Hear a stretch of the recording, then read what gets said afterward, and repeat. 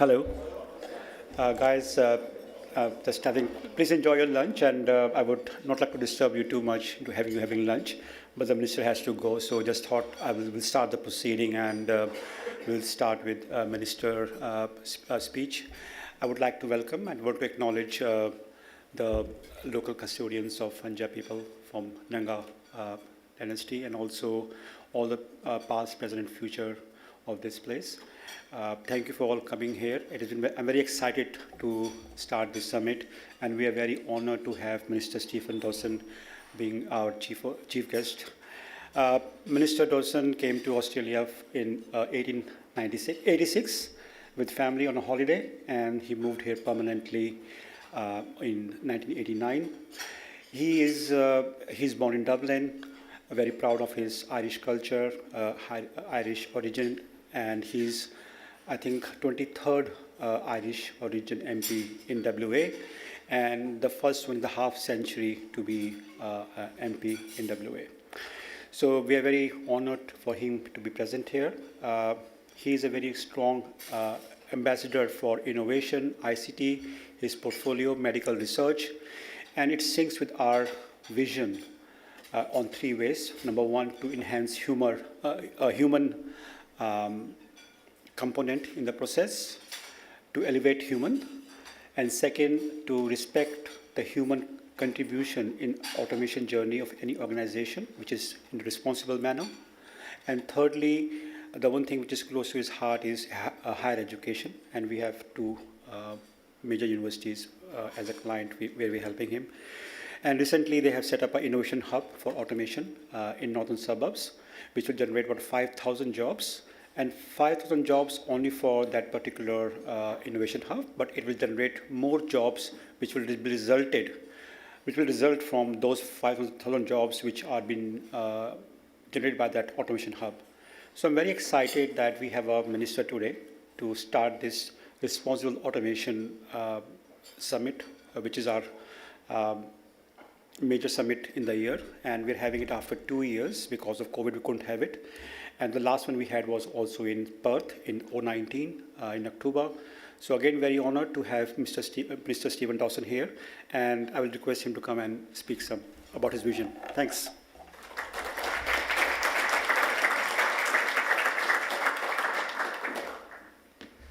Thank you, Mohit. Can I begin by saying Nala Kadich Wajjuk Nunga Murt Kayan Kadak Nijabuja? Can I too acknowledge that we're in the land of the Wajjuk people of the Noongar Nation today and pay my respects to elders past, present and emerging.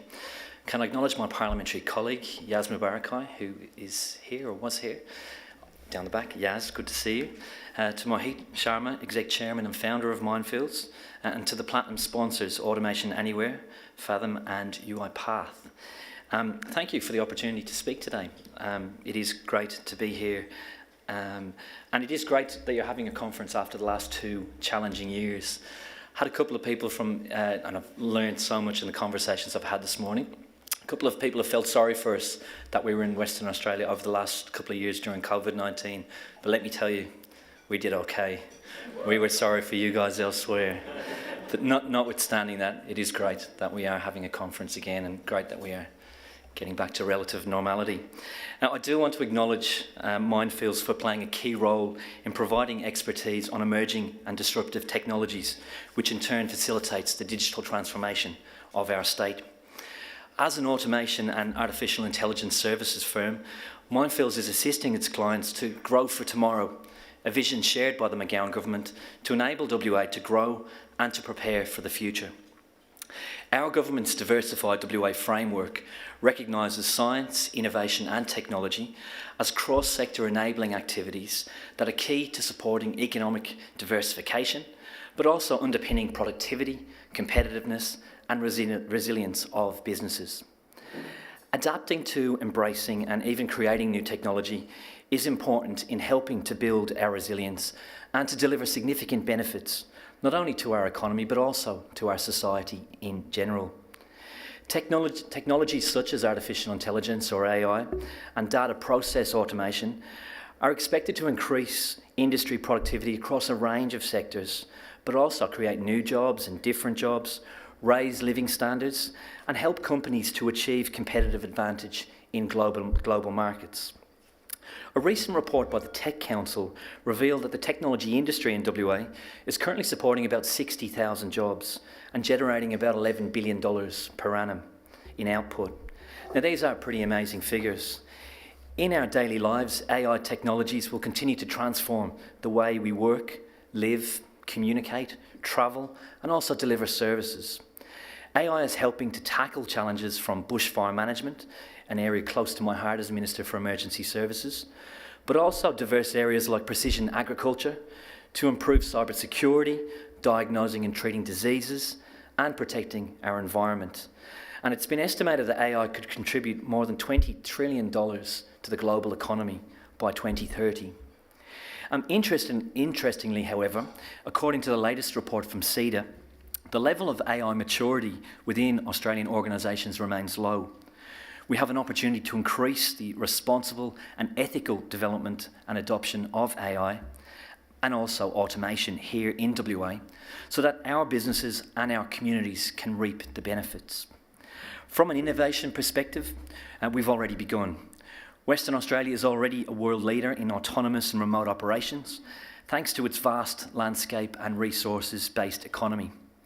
We are now applying existing and emerging research and industry expertise in AI and automation across other sectors, including agriculture, health, and even the space industry. I'm particularly excited about the use of AI in medical innovation. And for example, Apricot is an advanced coronary artery assessment tool that uses machine learning.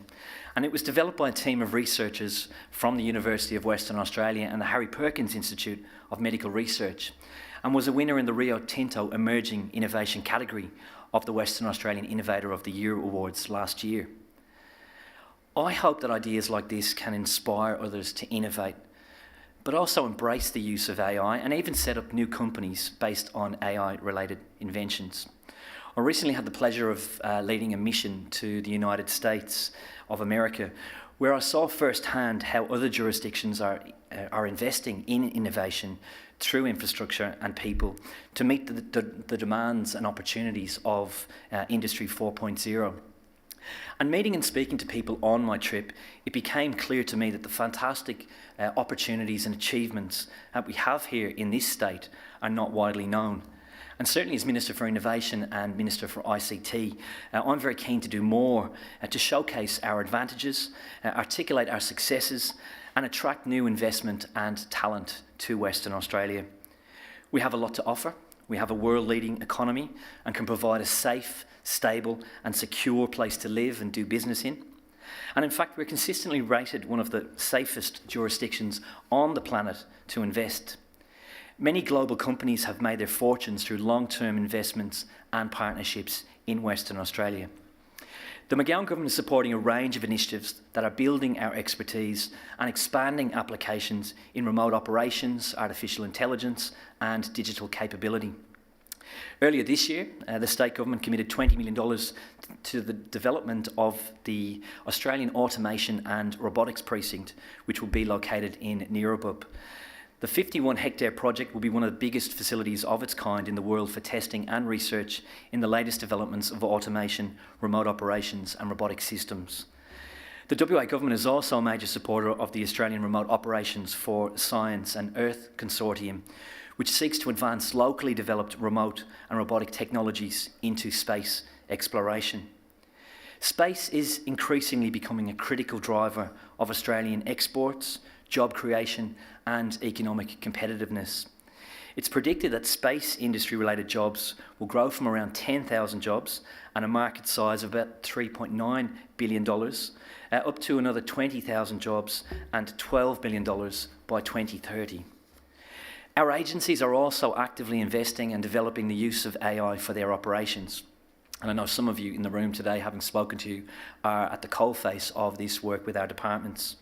So the Department of Primary Industries and Regional Development, they've been using machine learning for mapping spatial extent of soil issues like dryland salinity, as well as assessing water supplies, farm dams, and landscape geometry for water flow. The Department of Fire and Emergency Services, so one of my own, They've been piloting AI-based cameras for smoke and fire detection, for fire surveillance and to detect fuel loads. And the WA Government, we're working collectively across the board to ensure that we have the right foundations, including digital infrastructure and the connectivity that we need to underpin our state's digital innovation. If we can get the basics right, then the results will certainly follow afterwards. Across government, academia and industry, the potential for economic and social benefit from AI is significant, provided that the development, the adaptation and use of AI is governed in a safe, responsible and sustainable manner. We do have to bring the community along with us. For some people this is challenging and scary, so it's important that we do things properly and, as I said, in a safe, responsible and sustainable manner. The adoption of ethical AI principles must continue to be an important feature of robust AI governance practices. A message highlighted in the recently released AI Principles to Practice report from the Committee for Economic Development of Australia, or CEDA. We're already active in many areas, but there is an immense opportunity for further West Australian innovation, both technological and business innovation, which will have a significant positive impact across our state. To capitalise on this opportunity, there is a need for a strong level of collaboration and coordination between government, industry and research sectors. Together, we can progress the benefits for our economy and society, while ensuring that new technologies are used in a safe and responsible way. So I'm sorry, I've got to go off to Parliament now. I wish I could stay here with you guys, having seen the agenda, to hear from some of the speakers that you've got today. This is a very exciting space to be in. Tread carefully. We can be bold, but tread carefully. Let's make sure we bring the community along with us. Enjoy the conversations today, and please don't hesitate to reach out if ever I can, as the Minister in this state, be helpful to you or your projects. Thanks very much. Enjoy the lunch and have a great day. Thank you.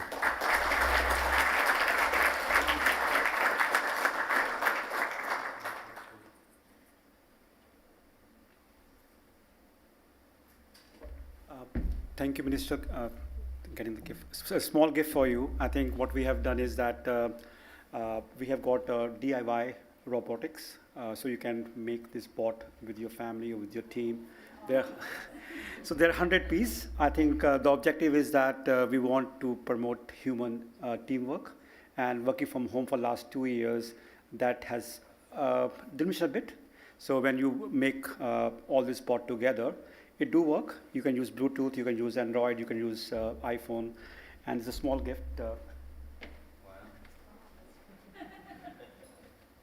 Thank you. I'll have to use my 7-year-old.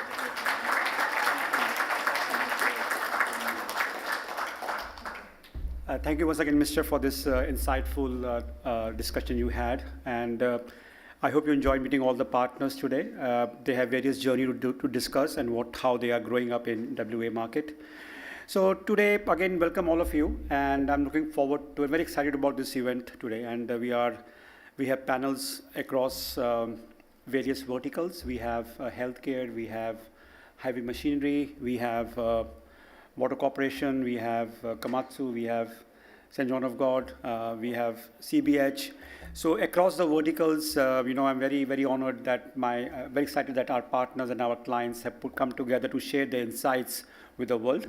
I will not take much of your time, and I would like to invite the sessions as they progress.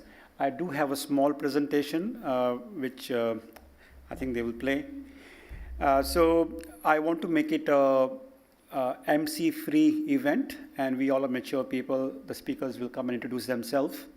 And there's no sales pitch. It is only to share the insights with the community present here physically, in person, and also who are in virtual attendance.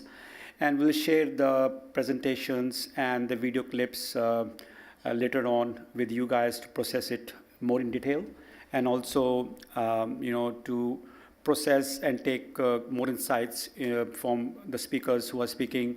And you can ask them questions. I think within the confidential arena, they can share their insights with you. As a human glitch, I think there's some issue with my presentation. So I think I will just speak about responsible automation, and you must have read my recent articles in Financial Review. I think being responsible is not an option. Doing automation is an option. I think that's the mantra we use when we do work with our clients, that we need to have automation, but it should have a human touch. We are here to replace the mundane job of a process by a bot, not the other way around. And if you look at WA market, sorry, I think they have to replace me for sure. Yeah. So I think the objective of any responsible component in automation is to make sure that we focus on how we are uplifting the human-centric value in any process. Of course, we are all here to save money for our organizations, clients, and we do have KPIs which are linked to numbers, but numbers don't lie also. And we have to make sure that we also start putting numbers to the human element of CX, EX, how we are enhancing our customer experience, employee experience, and how we are trying to retain employees in the current world of post-pandemic, where the resources are very, very scarce. And I think all the participants today will share how they're enhancing their automation project by using their human resource in the very optimal manner, by giving them the value-added job, not the mundane job. And Gen Y don't want to work in a mundane job. They want to work in a more challenging, attractive, forward-looking, enhancing jobs. Of course, definition can be, we have different definition for automation, but for being responsible, I think we have no definition. It's a very, very objective. Anything which helps human is responsible. Privacy, non-discrimination, non-manipulation, individual rights, these are some boundaries in which we define responsible automation. But I think the main definition is how we're helping our humans in our organizations to go to next level.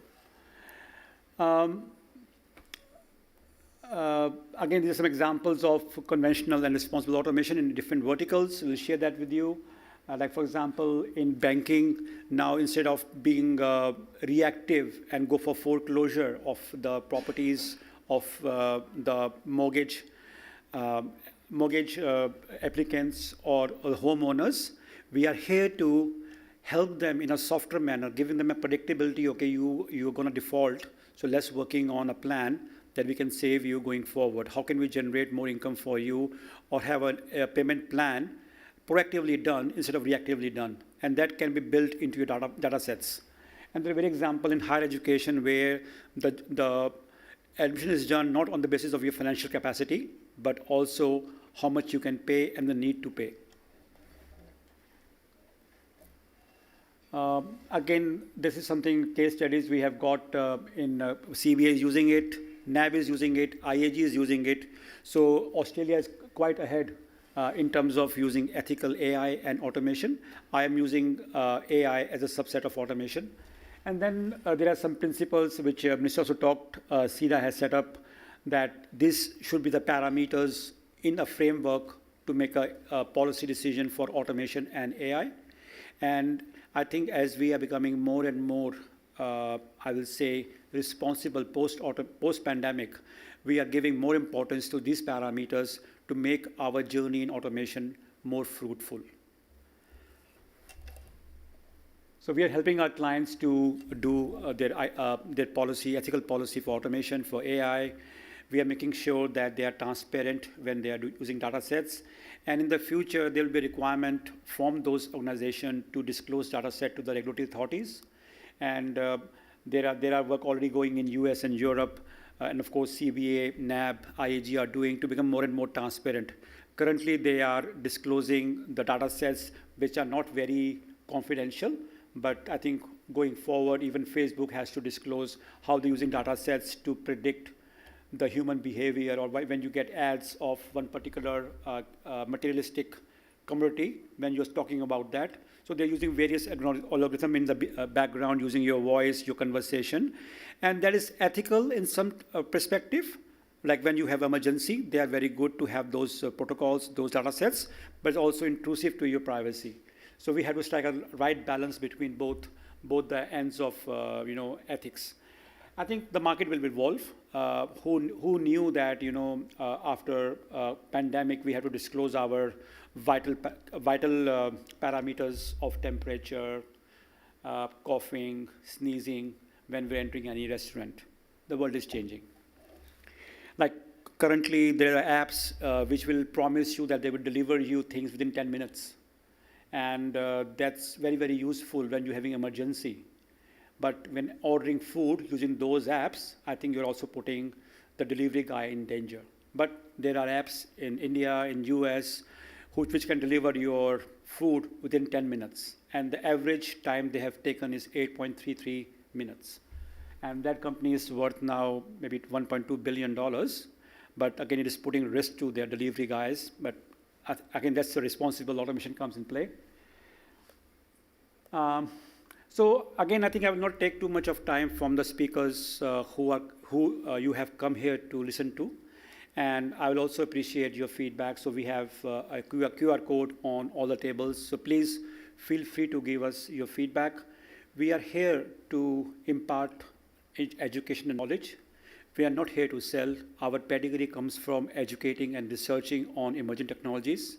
And we are very proud of the partners who are present here, like Automation Anywhere, Fathom, UiPath. They're in alphabetic order, not a priority of our preference. I just want to be clarified on that. Then Verkato, SAP, Unifor, Amelia. I think we would not have been able to deliver outcomes to our clients if they were not there. And I totally acknowledge and feel honored and proud to be their partner. Thanks once again, everyone, for being part of this event. I'm really very excited to see everybody in a room without mask on. And I hope this continues from this moment onwards, and we can have and laugh and share knowledge in a more conventional manner than a virtual manner. I'm an old school person. I believe that the more we meet face-to-face instead of FaceTime, I think we can learn more from each other. So without taking much more time, I will invite the next panel, which is, again, my memory is getting old. So I think we have now next session with Daniel. Sorry.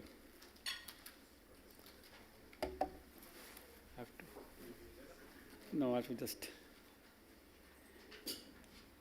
And please ask any questions if you have in the meantime. Daniel, your session or? Daniel, you're taking my test now. But that's fine. I think Daniel has been a good friend, mentor, and also a client from. So they were our first client. I am in Australia for the last 22 years, but I came to Perth first time in 2017. And St. John of God was our first client, and we did a journey for them for the last 5 years. And here is the head of automation at St. John of God. Daniel, over to you. Thank you. Thank you, Mohit.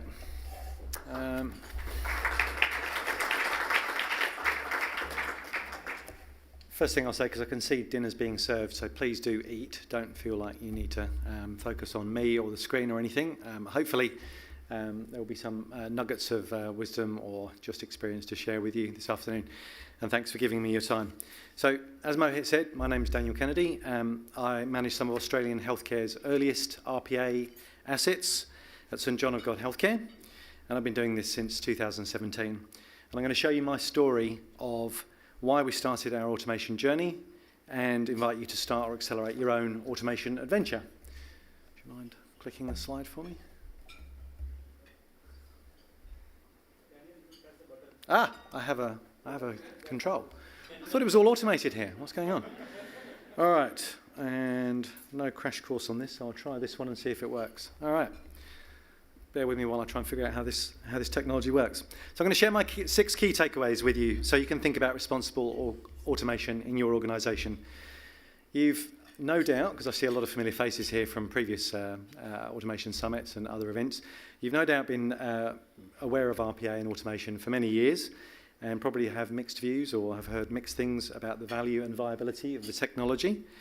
By the end of my presentation, you'll know why for St. John of God Healthcare, We're getting great value from our automation, and we're growing that value steadily.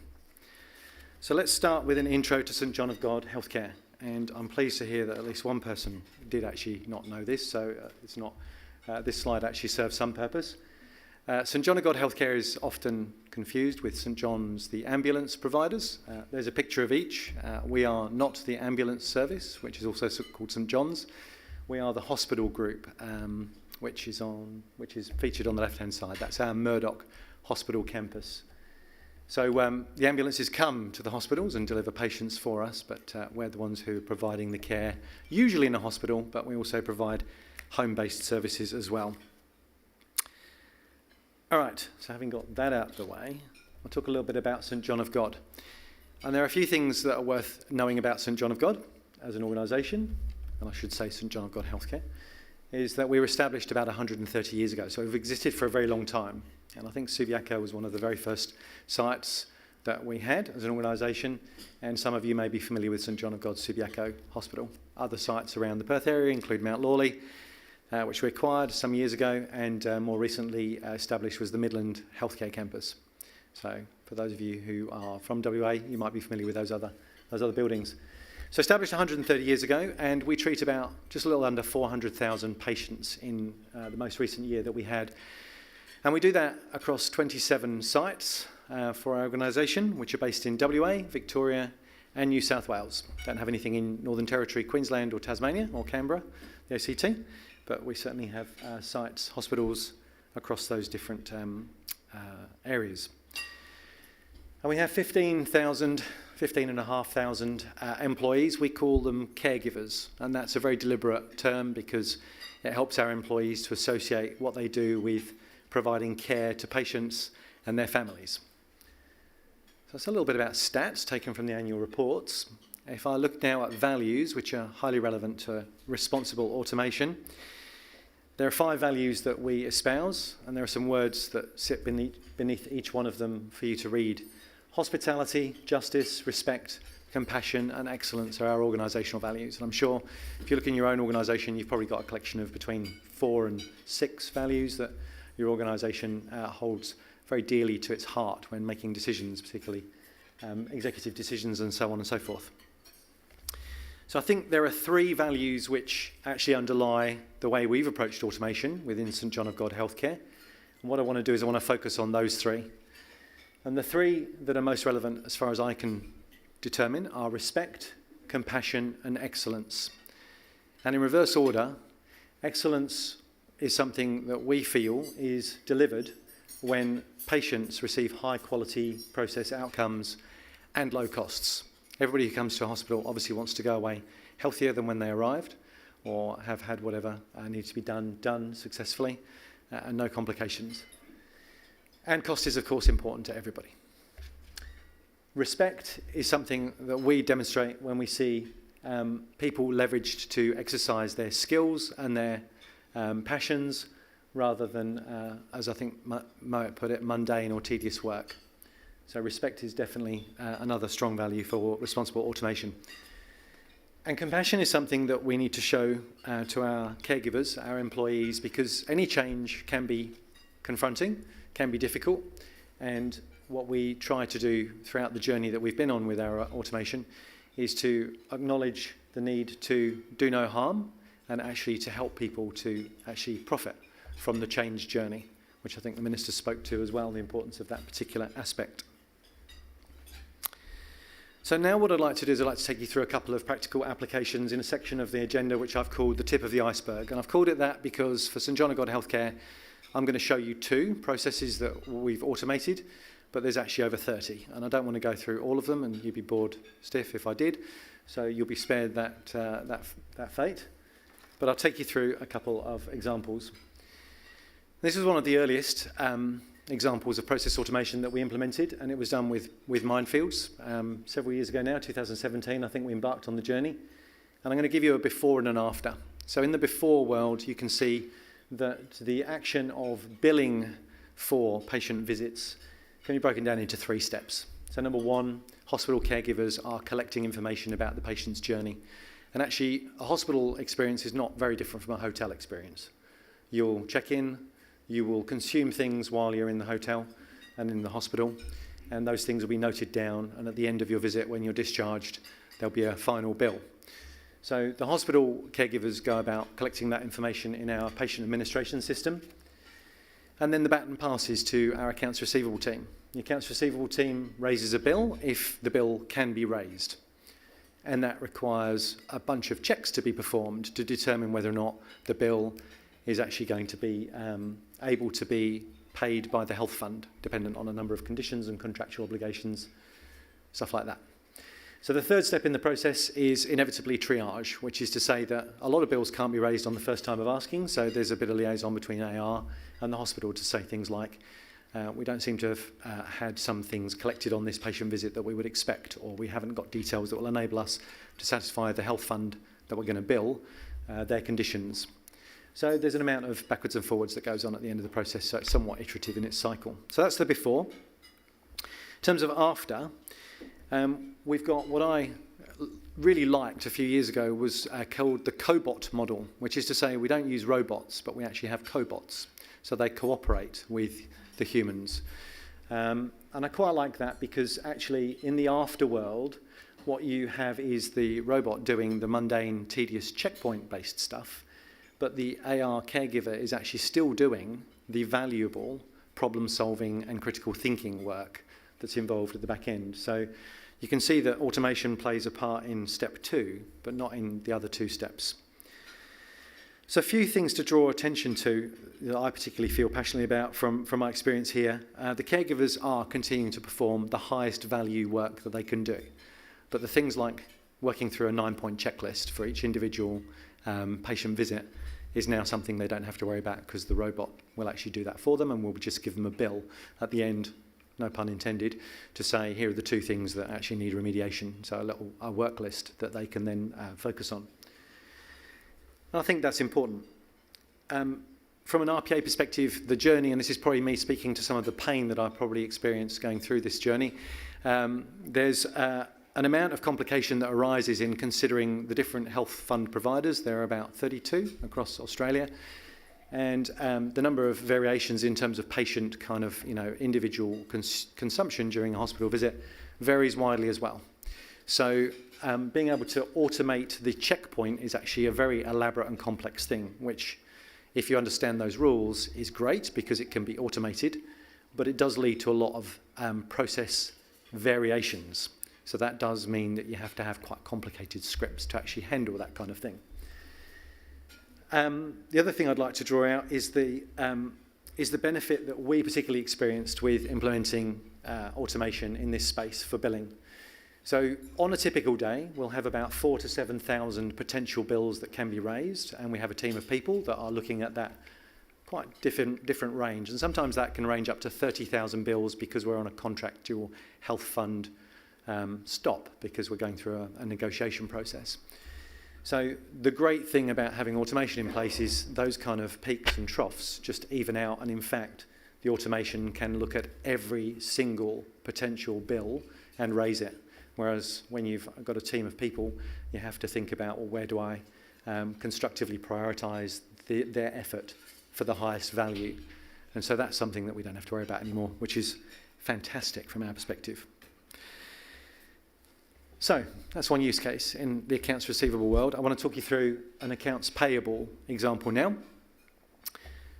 And there are 6 steps in the process I'm describing here, which is all about invoice processing. So a supplier will send us an invoice at step 1, and in the past, this is prior to automation, some lucky person would go to the email box and print out 1,000 emails every morning, including attachments, and then go to the printer and collect something that was probably back-breaking in terms of weight and size, and then actually organise that by letter of the alphabet and provide that to a team of AP clerks. So if you're letter A, you get this many. If you're letter D, you get this many. So that kind of distribution process. The AR clerk then consumes that paper, turns it from one side of the desk to the other with the computer in the middle, and at the end of the day, all that paper is then sorted and rummaged through and put into filing cabinets and dutifully shipped off to some warehouse somewhere where we can pay $7 a month to keep it, just in case we ever need it at some point in the future. And so the process changed, again, in a very Cobot fashion after the event, because now it looks like this. So from the first point, I suppose, our suppliers are completely unaffected by anything we did. So they still send us emails, they still send us invoice attachments. What we now have is we have automation digitally storing the invoice and any attachments, keeping the email and archiving it within Outlook. So just keeping it online and digitally available. The RPA groups and the attachments by supplier and then actually does allocate them in a toolset which we've developed so that the AP clerk can go to letter A and they'll see all of the invoices that relate to letter A or letter D. And then following on the journey of the invoice, OCR reads the invoice header data for the high invoice volume suppliers and RPA then enters that header information into our ERP. And from there, we still have some low invoice volume supplier attachments handled by AP clerks, where it doesn't profit us to use OCR, because OCR is good when you've got high volume invoices, but it's potentially a bit of an overinvestment if you're dealing with suppliers who send you 5 invoices a year, let's say. So that was the AP process, and again, I'd just like to draw out a few components of this, which I think again kind of talk to responsible automation. The AP caregiver is still doing the difficult part of this invoice management journey, which is actually matching line items to PO line items and checking that delegated authority has been exercised and checking that approvals are in place and the right people have authorised the payment before it goes out. And our ERP is still doing what ERPs do best, which is validating the invoice, using a bunch of cross-validation rules to determine, can this be processed? When will I schedule the payment, in which batch, and so on and so forth. So again, this is very much a Cobot model that we've applied, and the advantages are numerous, but some of the advantages are that we don't ship things away now after printing them off to boxes, far away. And everything is available transparently for all people to see. And that in itself is such a difference to the experience that I would have had 5 years ago, when oftentimes you'd get a complaint from a supplier and then you'd be ringing several people that you thought might have the invoice hard copy on their desk. But nowadays that doesn't happen because there's a single point of truth in our systems. And another benefit of this, ruthlessly, from a process efficiency perspective for our organisation, was our AP team was now able to achieve its target of getting invoices into the system for approval within 1 day. So difficult in the past if you had a swathe of emails, particularly after a Christmas break, and there'd be 3,000 or 4,000 emails sitting in the inbox, patiently waiting for everybody to come back to work on January the 4th or whatever day. That doesn't happen anymore. The automation can comfortably handle peaks and troughs and high workload volumes, which again is great. So the next section of what I'm going to share with you today is what I've called the Nandan Nilekani test, and I have no idea if I pronounce his name right, so I apologise to him if I messed that up. But it's actually prompted me recently when I was reading an article by this gentleman who was the co-founder of Infosys, and he was interviewed by McKinsey. And he talked about using technology in a way that benefits people as being the clarion call for leaders of all industries. And clearly he's speaking from a technology perspective. And I thought about whether or not I could pass this test if I thought about, have the automations that we've implemented benefited people in our organisation or outside of our organisation. So I grouped the people I could think of into these 6 headings, and against each of them, I thought about whether or not there have been some benefits to them. And for patients, we have been able to hold costs or lower them in some instances. It's probably a distant kind of point on the horizon for us from saving money in AR and AP, but nonetheless, it's enabled us to contain our costs. We've not had costs that we would otherwise have had to endure, which would have had to be passed on in one form or another. So I think it has enabled us to lower costs. For our accounts receivable and accounts payable caregivers, we reduced the mundane, routine, highly repetitive tasks that, frankly, none of them really wanted to do, particularly not the poor girl who was on roster to do the printing of emails every morning. That was a horrible job that nobody wanted and had to be dished out to the group on a rostered basis. But we've done that for more than just the AP ladies. We've done it for the accounts receivable team as well. And we've given them more time for problem solving. So they're actually more able now to handle a lot of the more complex bill triage kind of problems which they just couldn't get to in the past. Or that would present a cash flow issue to us because it would take a long time for us to resolve them. So great for the AR and AP caregivers. And there was another thing that happened as well as a result of this, which was because we were taking away mundane work, we thought whether or not the jobs were actually still adequately described, and we took care to actually regrade the jobs, which led to some people getting modest pay increases. But in terms of their job description and in terms of their job satisfaction, I'd like to think that actually that went up. So hopefully some good news for our AR and AP caregivers.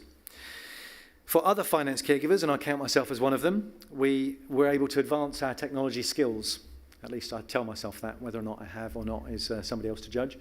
For the organisation at large, we were able to improve our performance against SLAs, which is clearly very important in any organisation, and particularly for ours where we operate a shared service model.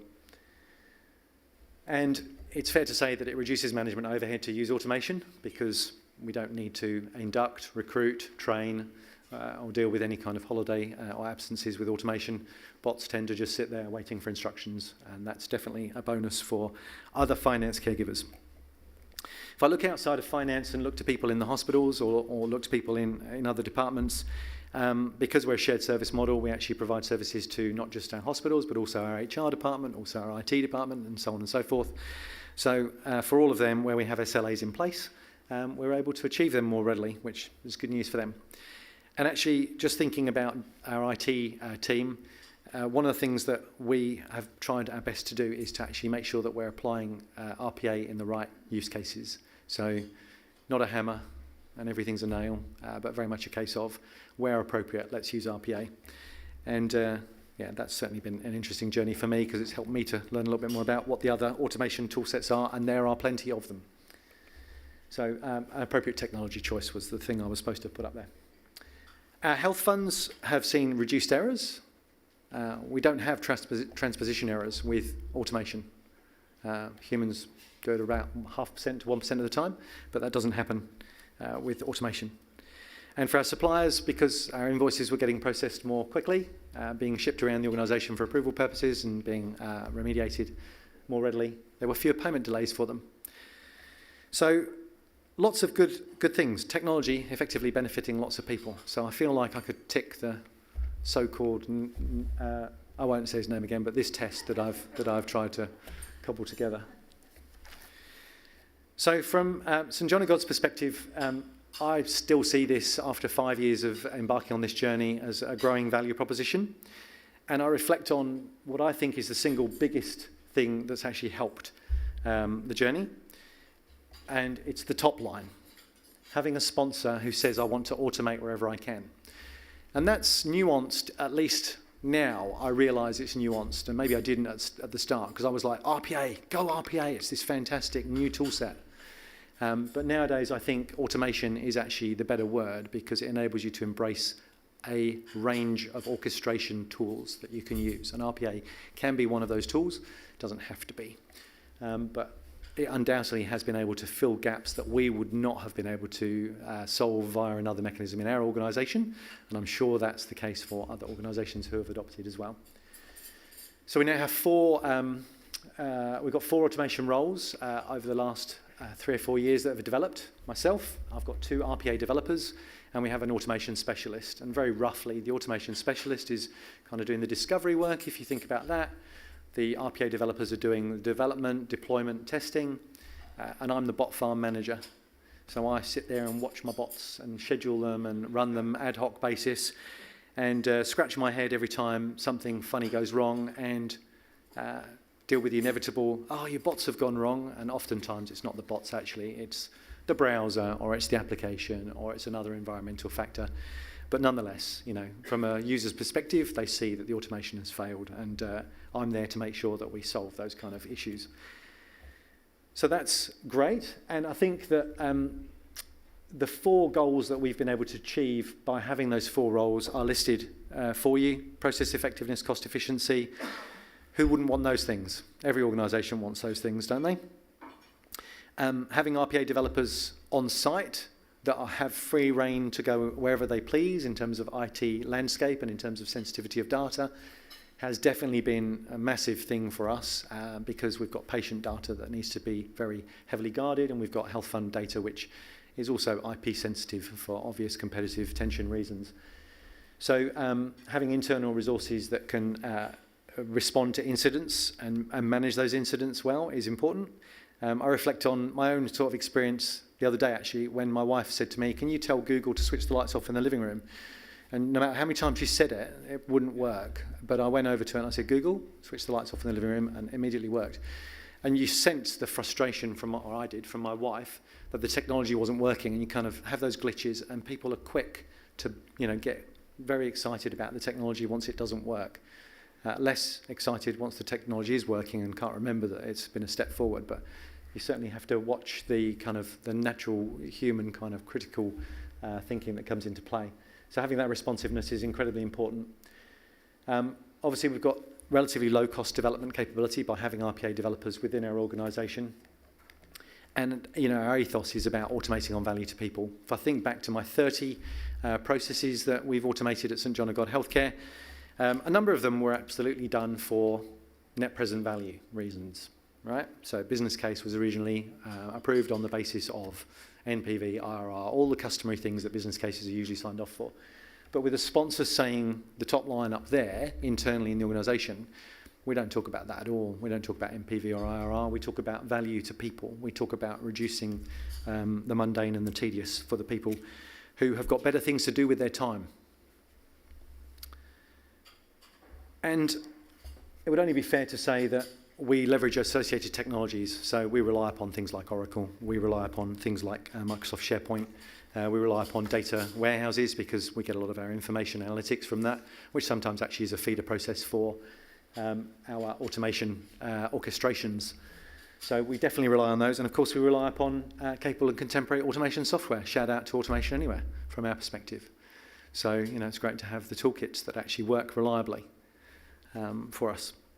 So if you'll indulge me for just one more minute or so, I'm going to talk a little bit about my favourite ingredients for automation. So taking the first one, digitising and standardising dramatically improves your automation feasibility. When you're dealing with paper, clearly that is a significant barrier. And if you don't know what your process is, it isn't documented, that obviously is a problem. And when you don't have standardisation, that just increases the complexity and broadens out your development timescale. So digitising and standardising, incredibly important. We've learnt through our journey that partial process automation is okay and actually is sought. Sometimes the automation that you build tomorrow was scaffolded on the automation you developed today.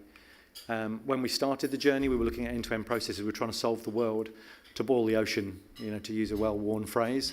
Now we try to go to the ocean with a kettle and come back, and that takes a couple of minutes to boil the ocean. I'm not sure how long that would take, depending on which one you pick. So partial process automation is definitely okay from our perspective. A technology team is all about that, I think, that entwining of different tool sets, different automation opportunities. So don't just go to RPA. Look for native automation, look for APIs, look for using your enterprise service bus. Look at your entire suite of tools that are available in your IT toolkit. And once you have any automation in place, make sure that you're able to fix it. So plan for asset maintenance. Because I can remember some pretty horrible times when we first implemented where stakeholders and people who were still kind of dealing with change in their own way would come at me because the automation had failed. And if I wasn't able to respond to that quickly, I think that automation could easily have actually become, a flavour of another day rather than something that we wanted to continue with. Identifying and maintaining the catalyst for your change is incredibly important. I'll come back again to the sponsor, initially NPV and all the usual reasons, but latterly coming back to actually making people's jobs easier to do or giving them back time so that they can do higher value tasks is absolutely what we've been doing now for 3 or 4 years. And relentlessly pursuing benefits to people is common sense because any human being resists being drawn on a change journey that they don't like. So you have to bring people with you, just as the Minister himself said earlier on. And I also like avoiding a technology bias. It's often the case that giving an RPA developer a problem to solve, they'll come up with an RPA solution. But actually what we try to do is we try to have an enterprise architecture type discussion, and we'll actually broker a business process problem that comes to me for RPA. We'll actually broker that with other people in the organisation to determine whether or not actually we should be using native automation within an existing toolset. So the final thought to share with you, in closing my presentation, I think this quote's relevant on a number of levels, because I reflect back to 2014 when I first became aware of RPA for the first time, and it was a job-killing revolution. 40 to 60% of people worldwide in semi-skilled labour would lose their jobs by 2020 or thereabouts. Didn't happen, obviously, but that was the mantra at the time, and that presumably drove an amount of hype. And of course, automation is an opportunity to reduce costs, but for some organisations, or for all organisations, there's broader benefits. If you can, think about process quality improvements and improving job satisfaction by reducing robotic and tedious work. So if responsible automation is using technology to benefit people, then that's a change journey that I want to be a part of. Thank you.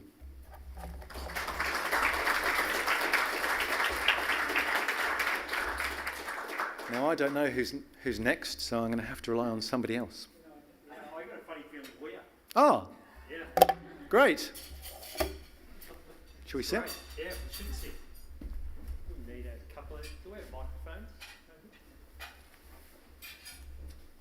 Please have a seat, Daniel. I think now we're having a fire chat with Andrew Foote, who is head for automation anywhere for South Pacific, including ANZ Bank. He just joined this position recently, 2 months back. And he's flown from Melbourne to be part of this event. Thanks, Andrew, for being sponsored and coming here for this event. He will do some fire chat with Daniel on his journey in automation for the last 6 years. Over to you guys. First thing. Just in time. First, yours is on. Can you see there's a problem here? I'm supposed to be an automation specialist, and yet I don't know how to work with technology. Why don't we just use this? There we go. I think that's working. It's ruined my joke now, which was going to be, there is no fire. Just in case anybody's panicking, we're going to actually have a fire in the room. That's not going to happen, okay? Just chill. Great. Hey, thanks, Daniel. I wanted to kick off by saying thank you to Mindfields. Thanks to Mohit. How good is it to have camaraderie, collaboration, bringing back thought leadership here in Perth? It's fantastic. So thank you to the Mindfields team. So Mohit mentioned I'm brand new at Automation Anywhere, 2 months into the journey, Regional Vice President for Southeast Asia and Australia and New Zealand. Daniel, fantastic presentation. I have had the opportunity to hear it before, which is great. And we've been on a journey, Mindfields, Automation Anywhere and St John of God for 5 years. I heard you experienced pain. I'd love you to share with everybody, if you had your time again, would there be anything that you'd do differently in your approach to the automation journey that you shared today? Thank you. I probably already touched on it to some degree, but I'll build it out a little bit, because I think it does, certainly from my perspective, it's kind of cathartic, at least, for me to share this, and maybe it's useful for you guys as well. I do remember that we obviously had an MPV and an IRR and all the usual things you have with a business case, and there was kind of quite a lot of excitement about, this efficiency driving initiative using a technology set, which was, leading edge, very exciting. And to some degree, what that does is that hypes things and gets people excited and motivated, and it precipitates change, which is good. But I think what it probably lacked, and if I could encourage, the organisation to take a slightly different approach, it would have been to actually adopt what my now sponsor uses, which is to actually be broad rather than narrow, and actually say something like, I want to automate as much of the mundane, boring, tedious work that people don't enjoy doing as I can. And if that was a statement that we as an organisation kind of used as our foundation step, if you like, our foundation principle, we could still have embarked on the journey we did. But I think what that would have done is that would have actually made it more accessible for other people to get excited about it. in my head, I would like to think that it sounds slightly less threatening and slightly less scary. So I'd like to consider that if we adopted that approach, then it would have spawned off probably a bit more thought processes around how do we engage with our IT community. Think about, from an enterprise architecture point of view, what are the things that we've already got that we aren't using? What are the things that we could add which could add value that don't replicate what we've already got? And, I won't bore everybody in the room by kind of leading that story on, because I'm sure you could all kind of join the dots from that point onwards. But I think what that does is that leaves the principle or the foundation stone as something you can return to after you've successfully implemented in one area. And then you can go off on a journey of, upgrading your ERP if you feel that that's the right way to go for automation. Or you can, put in place, a replacement for MuleSoft or whatever you want to do. But I think that would have made a big difference, and it would have, I think, opened the organisation's eyes up more for automation in other areas. Thanks for sharing the learning. Hey, something else I drew out of your presentation. If you think about one of the biggest challenges we've all got, and it doesn't matter what industry we're all in a war for talent. And retaining and attracting staff, significant issue for everyone. In fact, Raj, we were talking about the issue on the way in from a water corp point of view, but I was listening to your talk track, and was it finance caregivers? Caregivers. I've never heard that term, but I'd love to hear your thoughts on how has automation helped St John of God with retaining and attracting staff? So an example that comes to mind is probably more of a defensive strategy than attracting, so more of a retention strategy than an attraction strategy. The one that comes to mind, I guess, is relevant for all of us, COVID. So COVID happened, and our relatively recently developed Midland Hospital was asked by the state government to have a screening clinic. And over the course of 2 years or so, I think we saw just less than 100,000 people present to the screening clinic. The state government was happy to reimburse our costs, but didn't want to kind of enter into a private negotiated contract, unit rate. We'll pay you $50 every time somebody pops in or anything like that. So they wanted to, have a fixed cost kind of approach, somewhat volumetrically driven, I'm sure, but they didn't want to get into individual bills. Whereas what that presented to us as an opportunity to actually screen, we knew that we'd have to actually collect patient information to be able to substantiate the billing process to the State Department. And so without having any time to really develop our existing patient administration system, we just used or exploited an existing kind of tool set within there. So we created these bills, and we just kept track of them over the course of 2 years. And at the end of the 2 years, or at points in intervals between, we collected money from the state government.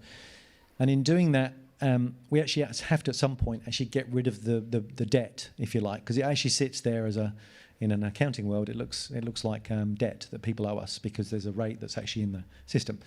So we had to journal that all out. And we did the maths, which said that we needed about a half a year of one person to journal all of these bills down to zero. And that was a very unattractive job for anybody, because it would literally be, 300 or 400 journals a day of the same type. Can't imagine anybody would have volunteered for that. But what we did was we presented that, very simple kind of repeatable thing to our RPA developer, one of them, who 75 hours later developed the script. We ran the script for about 2 weeks while the bots were sort of, in having a bit of a sleepy lull. All of those journals were posted, and we didn't have to ask one person to spend 6 months of their life doing something they would have thrown themselves off a bridge at the end of, or conversely asked an existing team to soak up that extra workload or come in at the weekend or work late to do, something mind-numbingly tedious. So I think that probably played a part in not incentivizing them to think about another job. But that's a very real example I can think of. Yeah, thanks for sharing the learning. It reminded me of my own start in my career. I started life as external audit with PwC, and I did jump off the cliff. As a 22-year-old, I quit 6 months afterwards because obviously automation wasn't around at that stage, and I tell you, it was mind-numbing. So here we are, 25 years down the track in the IT industry, but still on the people front. One of the things I'd love to explore is the concept of the workforce. You know, when you think about the workforce, new employees, we take them through onboarding, we set KPIs, we give them a team, we embrace them with culture. But then you think about the digital worker and you think about automation. It's also not set and forget. I'd love you to share with us your thoughts on what's your approach to the lifecycle management for an automation platform? You've just triggered me for another pain point, but that's okay. That's okay. Yeah. So I think there was probably an expectation when we started off on our automation journey that it is set and forget, right? Because the word says it. You automate and you forget, right? You put your alarm on your phone and you never have to worry about it again, which is great because your phone is a self-contained device, and within an app you can create an automation. It's not really vulnerable to anything. So the thing that I recall quite vividly, because I've lived this for some time now, is that RPA has a vulnerability to it. It's very dependent upon the platforms it's working in, and more than that, if I just think back to the last year for my organisation, for our organisation, we've changed our browser from Internet Explorer 11 to 12 to Edge. We've had a data warehouse upgrade. We've upgraded SharePoint. We have upgraded Automation Anywhere several times with patches. We've upgraded our VMs with Microsoft security patches and so on. And we've upgraded our PaaS system with two things that happened last year, and one of which we didn't know about was a surprise bundle that nobody mentioned. So the thing that I'm trying to draw on here is actually to say that RPA is extremely vulnerable to any and all of those things. And the thing that I am particularly passionate about is preventative planned maintenance. And what that means is nobody should be surprised by a SharePoint upgrade or a data warehouse upgrade or an Edge, a browser change. So you can, to some degree, plan for that stuff, and you need to be planning for it because you need to be on the front foot, ready to test ahead of the curve, so that when the change happens, there's either no noise, ideally, or very little noise. So that's something that the two RPA developers that we brought on are actually doing for us. And we still get surprises because browsers crash. External websites that our RPA visits change from time to time. The UI looks slightly different. And just those subtle changes in the screen can make all the difference, in terms of a button that changed from submit to approve or whatever it happens to be. So RPA, in my experience, is quite vulnerable because it's relying upon the user interface layer to some degree. And that's certainly something that we've tried to get more on the front foot with over the years. Thanks for sharing, Daniel. Hey, one last question, conscious of time, but I'd love to hear, how do you go about celebrating success? I think when I think automation, and you spoke to the fact that you've automated 30 processes, and we heard a little bit about 2 of them, but what do you do at St John of God to celebrate success with your automation? I might buy myself some time and ask you, how does Automation Anywhere celebrate success? We're really good at celebrating success. Yeah, look, and maybe if that's a flip side question, one of the things that I think is really important is you spoke about the importance of building a business case. And one of the things that we're big believers in is value realization. It's not just about the business case up front, but it's about what is the value realization at the end of the automation, and then how do you go about learning from the value realization in a positive or a negative way, because it doesn't always go perfectly. But if you celebrate the success internally, we've found that the customers that have done that well, it almost becomes a competition across lines of business. And, the more they celebrate success, you get outside of finance and you move into other lines of business. So we really encourage it. Well, it's interesting you say that, because actually, and I'm genuinely, this isn't fixed or anything, but it's actually funny that you're describing it like that, because the sponsor that I talked about a couple of times now, she encouraged, we have something called town halls, where everybody gets together as a finance community and senior leaders go through their individual patches. So the sponsor that I talk about actually does exactly what you just described there. So every opportunity she gets, she will say, we've recently implemented this automation, and that means 2,000, things that used to be done previously no longer need to be done previously. And that means that people can do more exciting things with their time.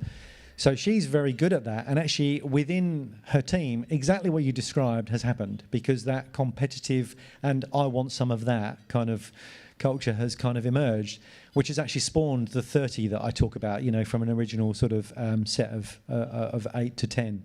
So very interesting, actually. I mean, I will say as well, because I think it's appropriate to say it, today is a celebration. You know, the fact that I get to come out here, my organisation's happy for me to take half a day out and kind of come and share my learnings and actually find out a little bit about what other people are doing as well, is also a demonstration that we're happy to celebrate in public our successes.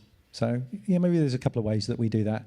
Yeah, great stuff. On that note, the stage side chat has been fun. I wouldn't call it a fireside chat, but thank you, Daniel, for sharing the story of St. John of God, and really looking forward to learning more throughout the afternoon and driving good collaboration with all of you. Thank you, Andrew.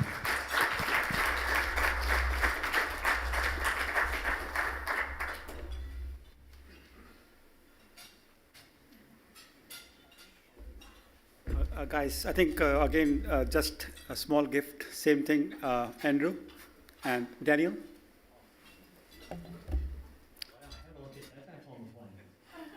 Thanks, mate. Yeah, it's not for, so sorry, there are two.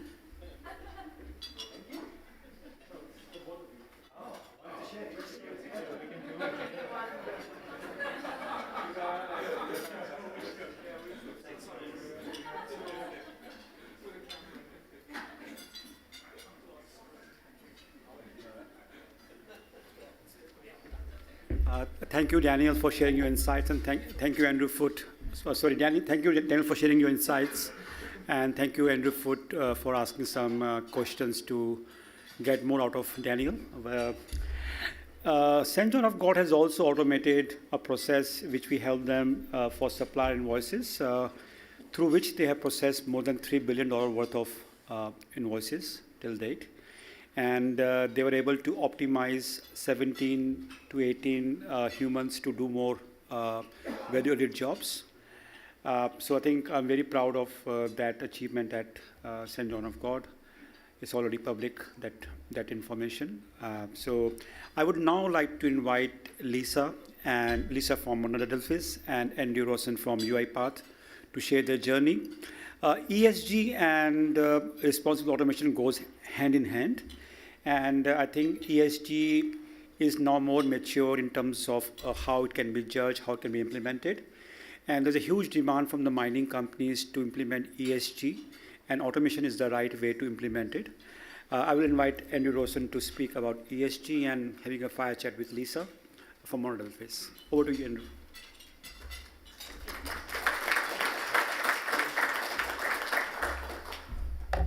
Thank you, everyone. I really like the fireside stage side chat. So we're going to emulate the same thing. So I'll ask Lisa to come up in probably about 10 minutes, and we'll do the same thing. I'm going to have to come up with some different questions now to make sure that we don't double up. But I did like the banter that was going on. So I think it's time for audience participation. So you can all sigh collective now. ESG. Can anyone tell me what the acronym ESG stands for? While I figure out the left and right on this thing. Anybody? It's an acronym. We love acronyms. We're IT. Why is ESG there's a cartoon I saw the other day. It said there's one thing in the universe that is faster than the speed of light, and that is the speed of which people become experts in ESG. So I am not an expert in ESG, and so what I wanted to do was take you through ESG today and just sort of break it down a little bit into the component pieces, and also just present to you some considerations from an automation perspective. What does it mean for us in the automation space? What are the opportunities for us, and what are the challenges? And I'll come back to that last one in a minute. So let's firstly understand this seminar is all about automation for good. So we understand that we're talking about financial performance, but we're also talking, as you can see, sustainable and ethical, the non-performance metrics, about how we gather data to be able to support those. So from an E perspective, we're talking about the energy we consume and the waste that we produce. And so carbon emissions, climate change, really fundamental key pieces for the E part. For the people who deal in the S, and we're really talking about social, and we see a lot of topical, from a mining perspective, a lot of conversation recently around sexual harassment, around workplace and workforce gender and interaction between genders. And so there's a lot in that space really from an S perspective that really elevates it front of mind.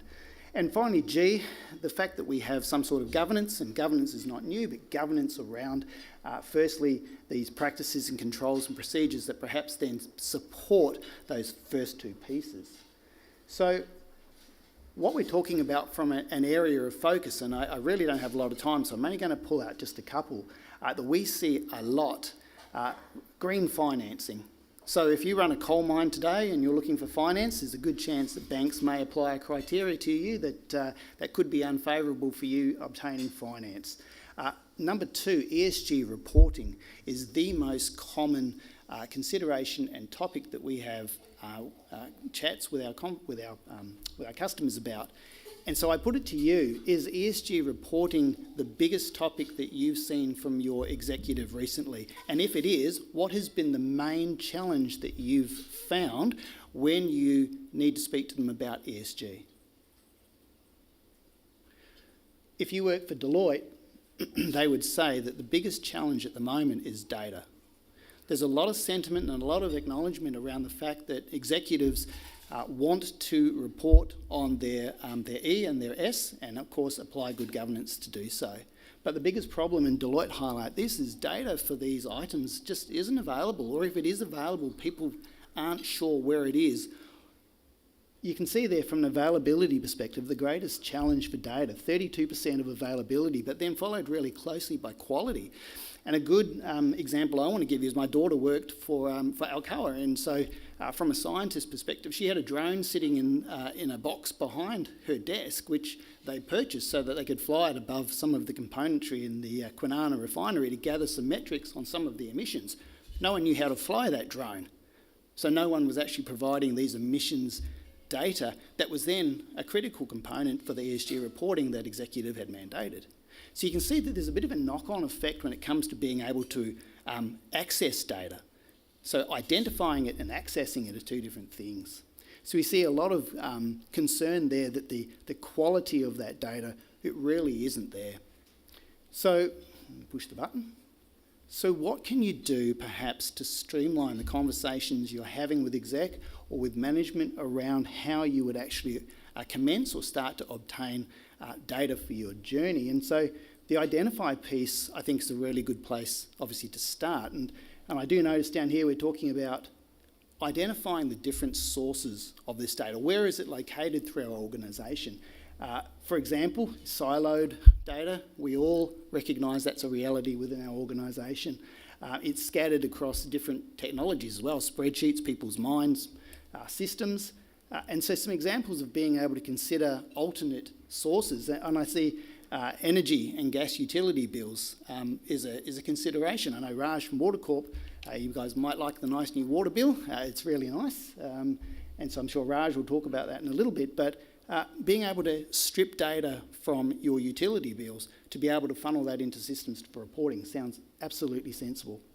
And so then that pushes through into the collection. So being able to get that accuracy component dealt with, right? So we can collect it, but let's make sure that we sanitise it. Let's make sure that we aggregate it in a sensible way so that it becomes reliable. That non-repudiation piece has to be essential if we're reporting this upwards into whatever arena it is that our data is going to be delivered towards. So multiple site managers is a conversation we're having at the moment with an organisation with about 150 sites, and I've got a slide on that in a minute, where different actions and different approaches are taken in each mine. So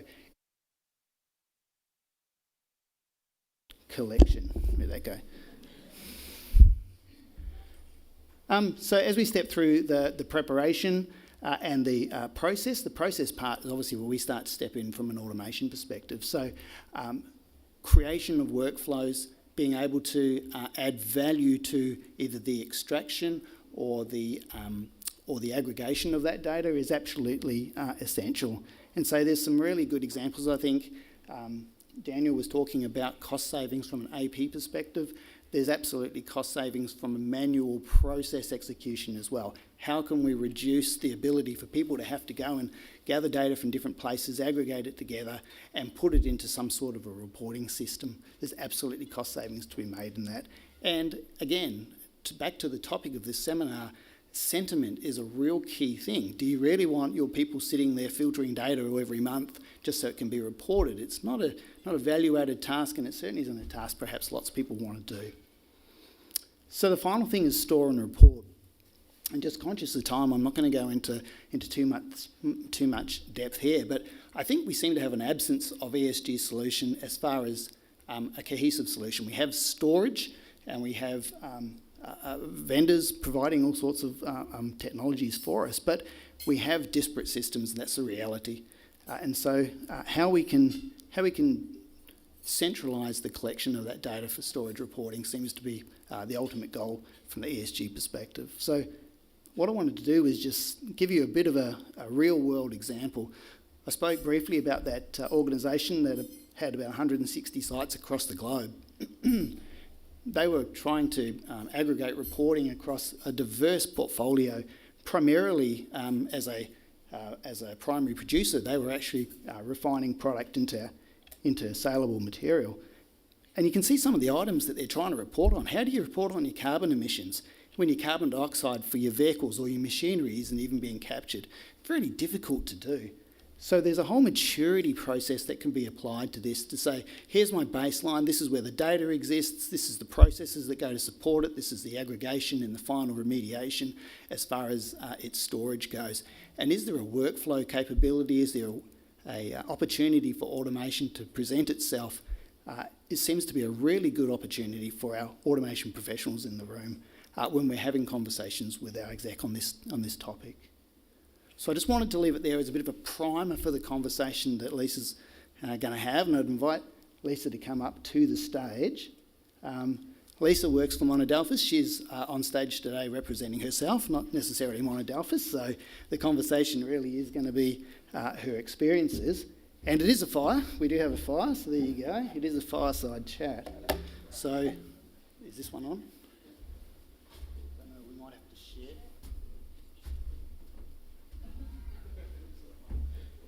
Okay, are we on? Oh, we're on. Awesome. Lisa, I'm going to give this mic to you firstly, and you can explain to everyone who you are and perhaps give a bit of a background on yourself.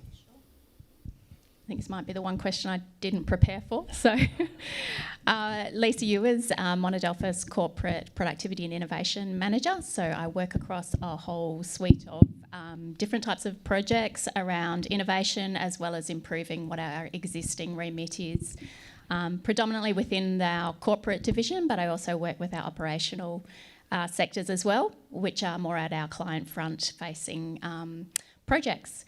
Monadelphous is a construction engineering company, and we work with the mining and resources industry, so with a lot of the bigger clients that I'm sure everyone in the room is familiar with, so no need to list them.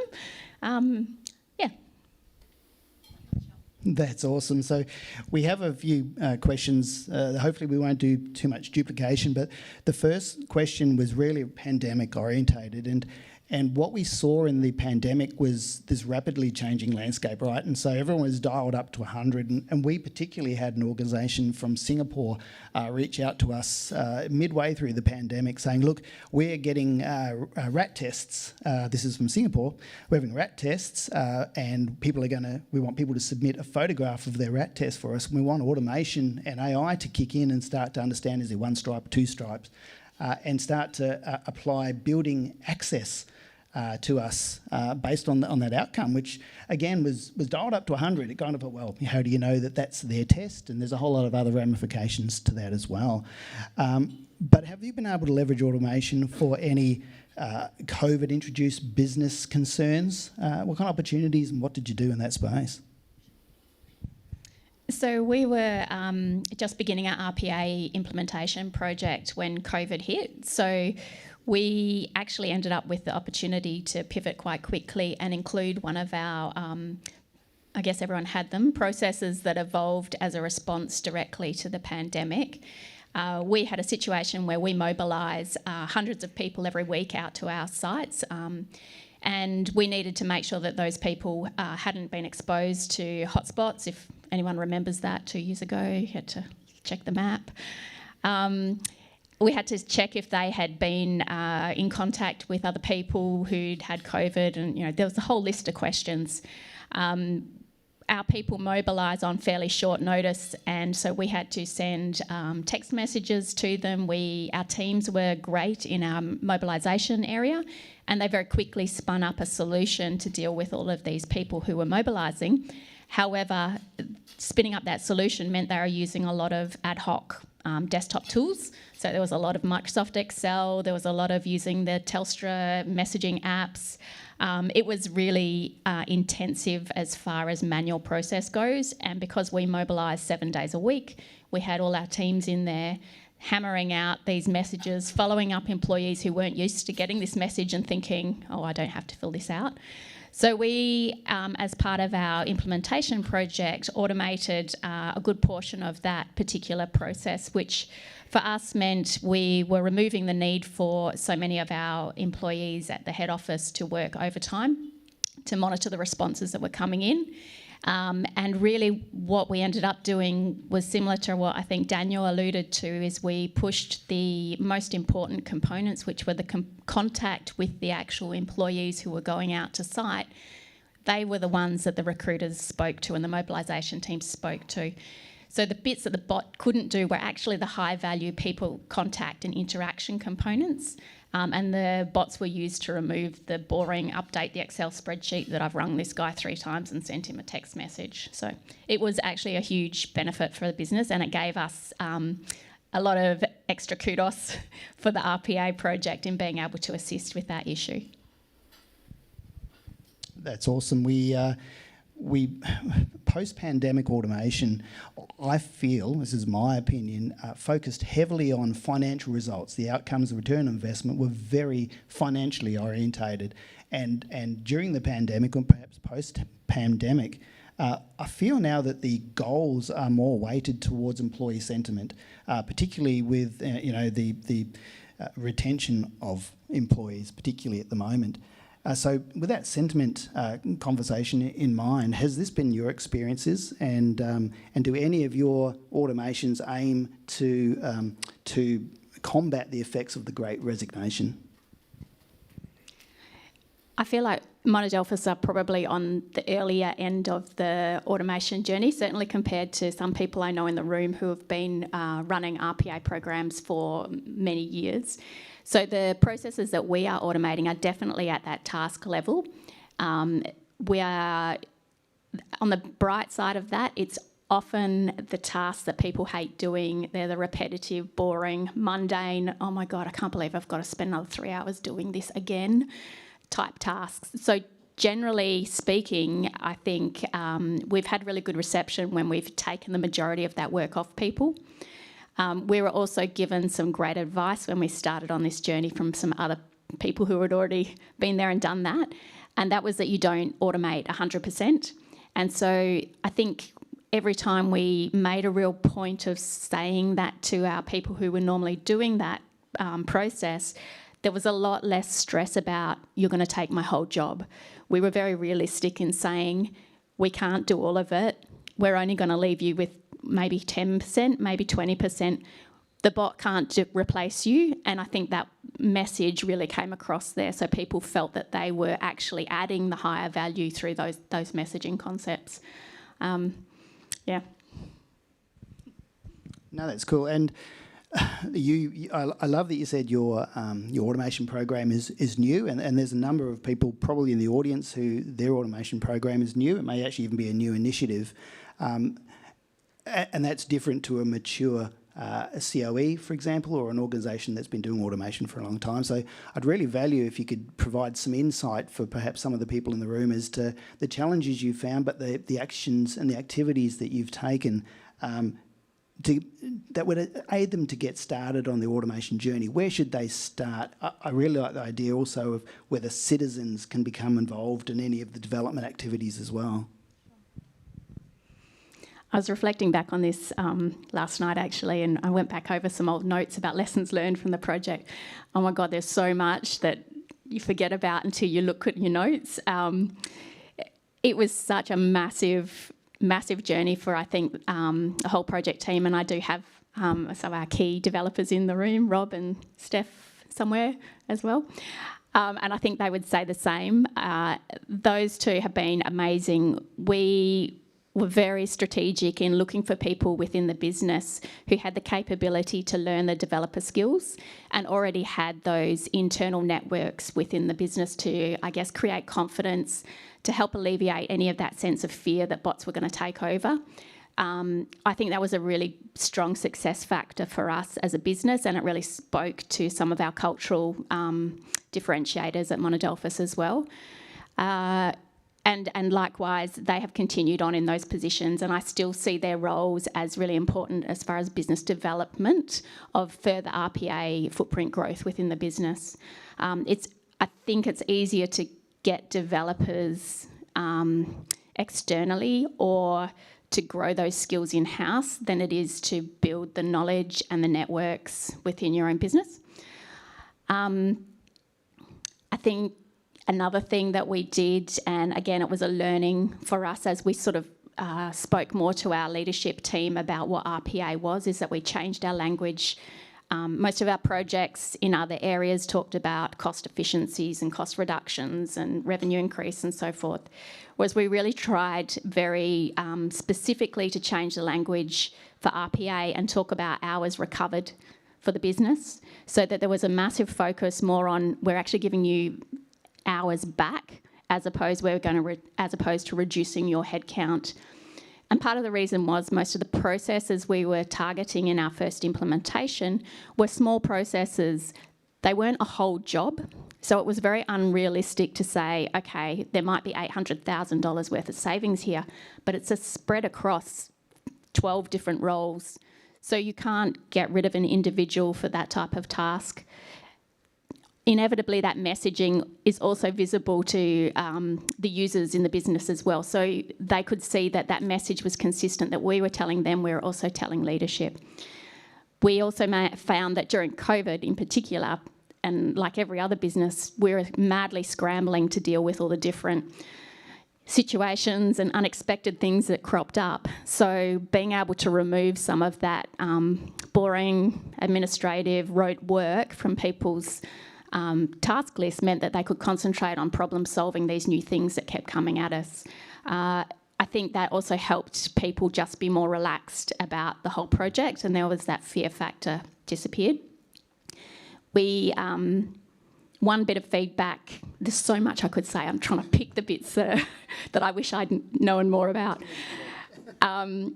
We also found, we had some feedback from one particular customer within the business afterwards who said to us, I was catching up with him post getting his bot into production, and he said, well, some feedback for you is we really haven't heard very much. And I thought, geez, sorry, I've really slipped up there and obviously not done enough comms. But he said, no, that's actually not what I meant.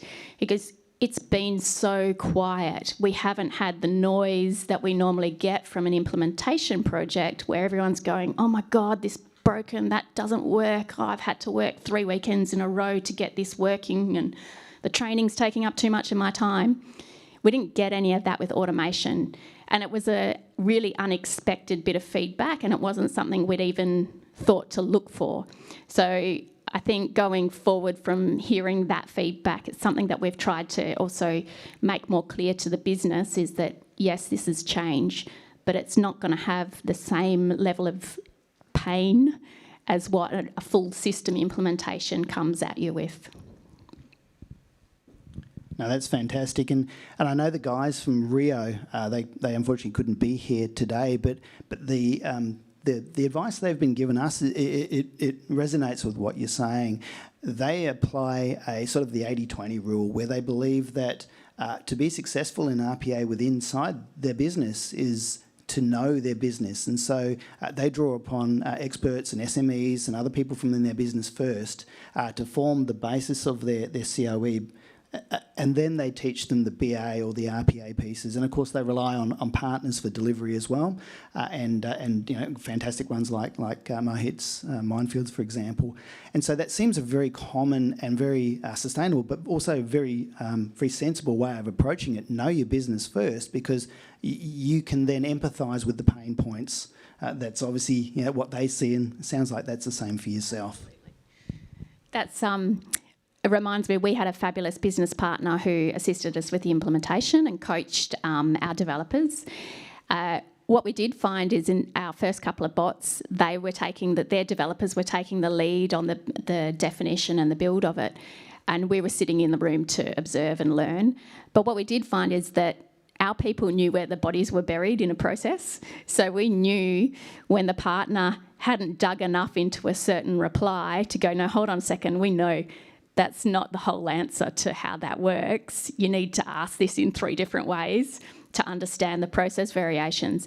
So if we hadn't had people from within the business involved at that level, I think we would have had a lot more pain trying to build a full bot that got into production in the speed that it did. So I think when you're building a bot, there's so much importance on the detail of what happens, like keystroke detail, that you need the individuals from the business to be highly involved. Regardless of who's building the bot, make sure you've got those SMEs involved.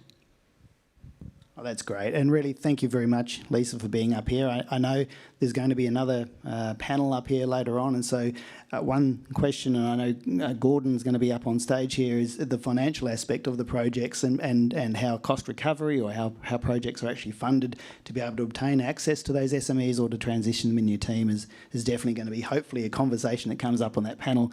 Gordon. So look, we're done up here. Thank you very much again, Lisa, and thanks everyone for your attendance. It's been fantastic.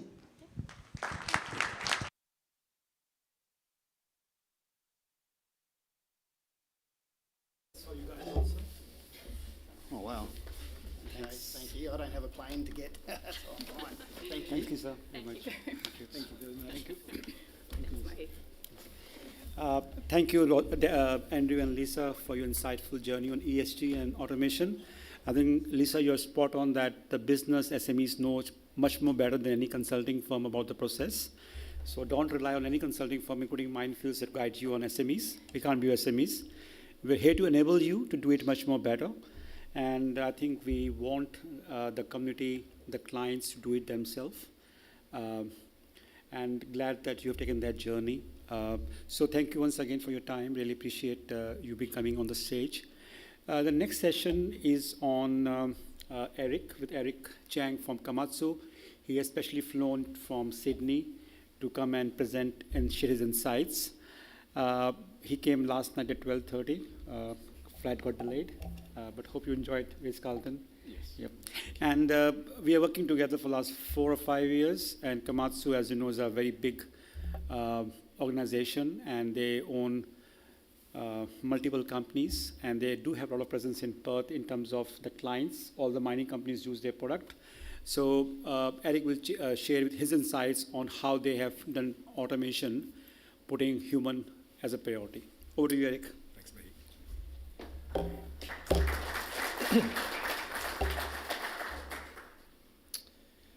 Okay, so good afternoon, everyone, and it's a pleasure to be here to be able to speak with everyone amongst all these great speakers today. And again, also special thanks to Mohit, the Mindfields team, and all the sponsors for organising and making today's events possible. So my name's Eric Chang. I'm a digital solutions architect at Kamatsu, Australia. I lead a team to pretty much keep pace and make sense of technology for our people and our customers. We look at how we can adopt these technologies sustainably in a scalable way, and most importantly also securely.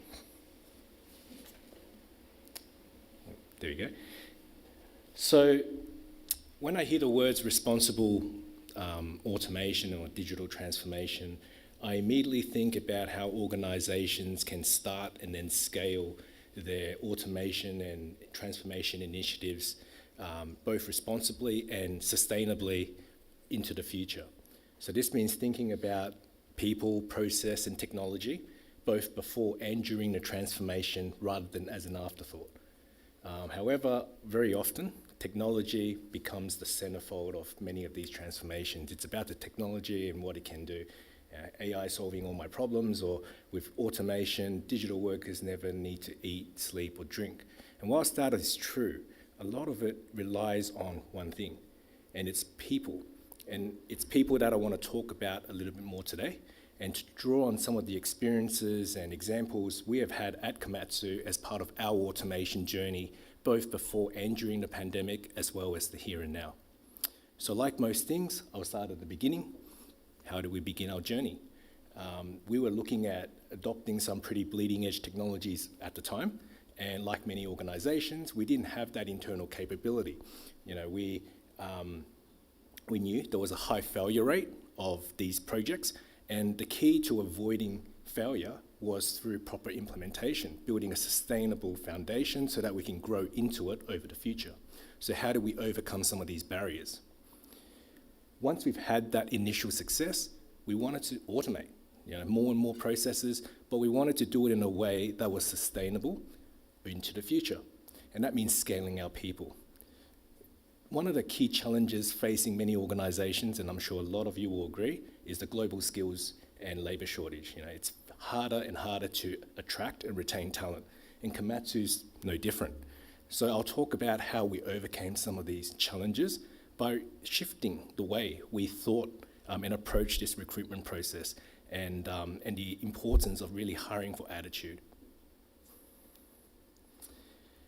With any process automation, process transformation, or any transformation in general, change is inevitable, and people or teams of people are going to be impacted. So here I'll talk a little bit about how Kamatsu has adopted a people-first approach to change management and communication, and how it can help you with breaking down uncertainty associated with change, and how it may help you with better business adoption, as well as better buy-in for your initiatives. And finally, as mentioned a few times here, we hear a lot about how automation could take jobs. But how much truth is there to that? Because if anything, the pandemic has taught us at Kamatsu that technologies like automation can instead be used as a tool to attract and retain talent. So here I'll wrap up by giving a prime example of how we have used technologies like automation to improve our employee experience. So at Kamatsu, we started our automation journey about 4 years ago now, so prior to the pandemic. As I mentioned at the time, we were looking at using or investigating how intelligent automation, as it was known back then, and AI could be used to solve some of our business challenges.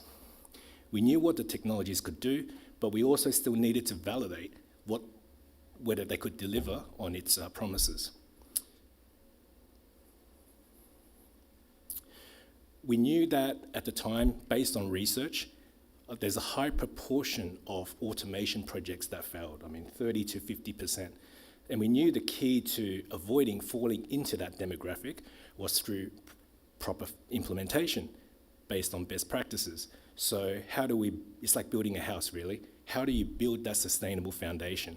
And from talking with others, talking with experienced partners, we understood that we needed to work with and partner with the right people, with the right skills, and go on that journey with them. So what's been instrumental to our initial success was to find an experienced partner and work with them as we took off on our automation journey. So Mindfields at the time had already implemented several end-to-end automations for similar organizations, and by leaning on their experience, we were able to build that sustainable foundation based on best practices, from provisioning and right-sizing our environments, process discovery, making sure we're automating the right processes, defining the right metrics, implementation, thinking about quality, reusability, security, and also training, what happens after production.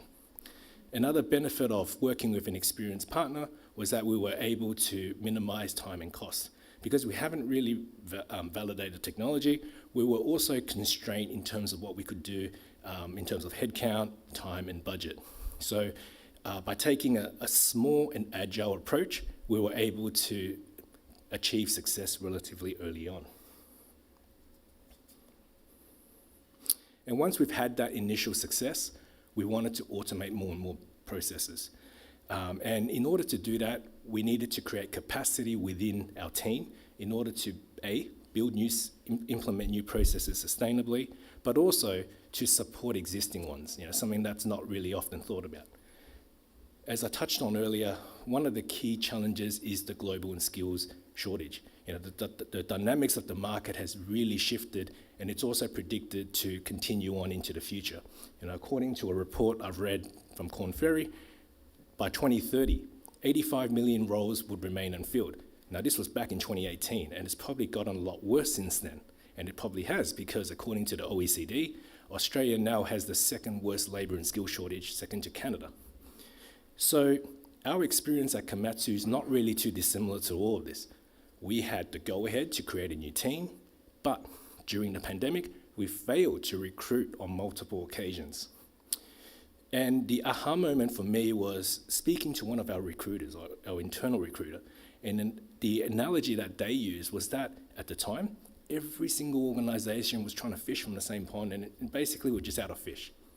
So at that point, I realised we needed to do things differently. So rather than trying to recruit the ideal candidate, we decided we should be trying to recruit someone who could instead grow into the ideal candidate with the right training, with the right mindset over time. And in essence, what this means is hiring for attitude. So rather than trying to find someone who had the most years of experience, because that unicorn apparently didn't exist at the time, we placed an emphasis on people with key traits such as a growth mindset, problem solving, communication. And what we also did was we looked internal within our organisation. This was a great opportunity to promote growth and career opportunities to someone who may want to pivot in their career, but not necessarily leave the organisation to pursue it. And through this paradigm shift, we were able to fill these new roles in a relatively short period of time. In that team, we have someone who used to be a workstation support team leader and someone who used to be an ABAP developer in our SAP solutions team, both of which did not have any automation experience beforehand, both of which are now both capable automation developers, not because of the automation experience they were supposed to have, but because of the diverse work experience, the diverse business knowledge, and also the diverse thinking that they brought into our team. So we hear a lot about how automations could take jobs. But in my opinion, and as mentioned before, that didn't happen, and I think it's been blown out of proportion. According to a McKinsey report, by 2030, only 5% of roles can really truly be automated. And what that means is for the vast majority of roles, there's still going to be a reliance on people for some or part or all of that process. And because there's going to be a human component, any process automation, any process transformation you do is going to result in change, and it's going to impact people or teams of people within your organization. The scale of that change is going to depend on the scale of that transformation between your current and future state. I mean, are you going from paper to digital? Are you going from manual to automated processes? Regardless, without proper change management, without proper communication, you're going to have fierce resistance from your business, those affected, against any change you implement. It's human nature, right? People are adverse to change. And when you couple this change with the pressures of the pandemic placed on employers and their demands of their employees, it's a recipe for disaster. So at Kamatsu, what we found to be invaluable is to ensure that we provide adequate training for those affected, making sure that they're empowered and equipped with any skills and knowledge of new systems, new processes to continue with their job. The last thing we want to do is to reinforce them that their perception of change is bad. Secondly, when discussing benefits, we decided to take a more people-first approach. Rather than, hey, how many hours is this going to save the organization? How is this automation going to benefit you and your team? How will it make your jobs and lives easier? Just as we need to talk about benefits, we also need to educate them on limitations. An appreciation of the limitations of technology allows you to better align with their expectations, as well as reduce some frustrations when things go wrong. A limitation of a technology doesn't mean it doesn't work. All technologies will have a limitation. For RPA, it could be a change in the UI. For an AI document processing model, it could be a document it's never been trained on. Or for an API, it could be a transient issue, some poor quality code, whatever. But through proper change management and communication, we can break down uncertainty as often associated with change. And as I mentioned before, it will help you with adoption and also stakeholder buy-in, which will help you fuel more success in your initiatives.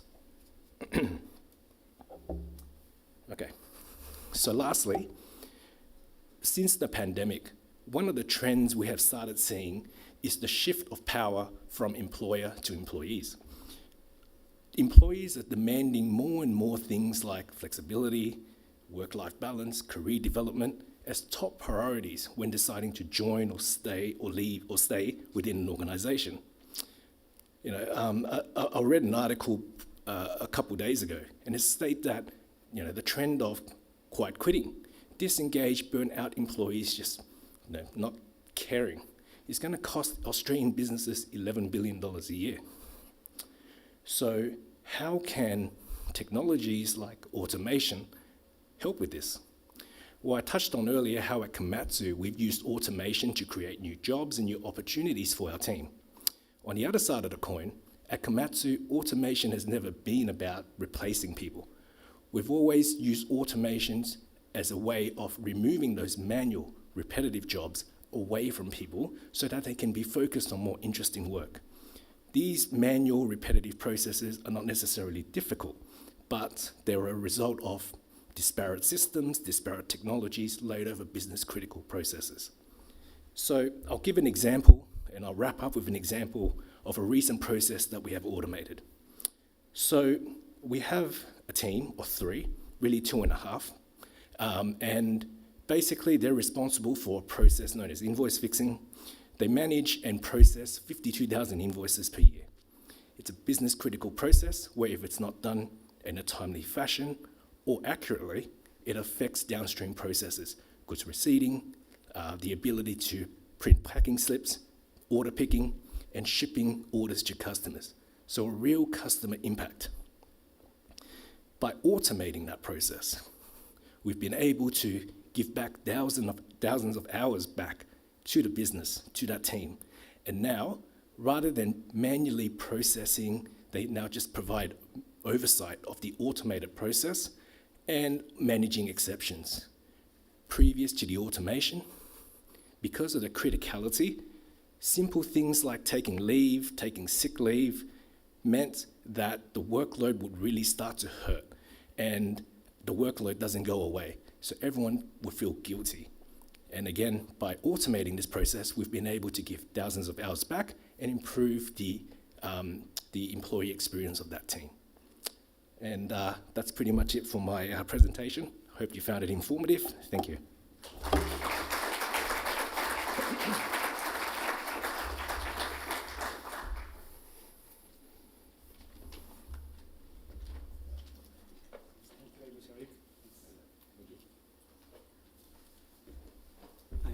Thanks, Eric, for your insightful information about your automation journey. I remember 5 years back when I was called at Kamatsu, they wanted to migrate a big portfolio of inventory paths to one ERP to another ERP. Being a big company, they have multiple ERPs, SAP, Dynamics, and A, B, C, D, E, F, G. And it was very difficult for us to migrate that data because even the Excel spreadsheets were putting their hands up, they can't do anything. And I was told that more fiction has been written in Excel than in Word. So we tried our best, and then RP came to rescue.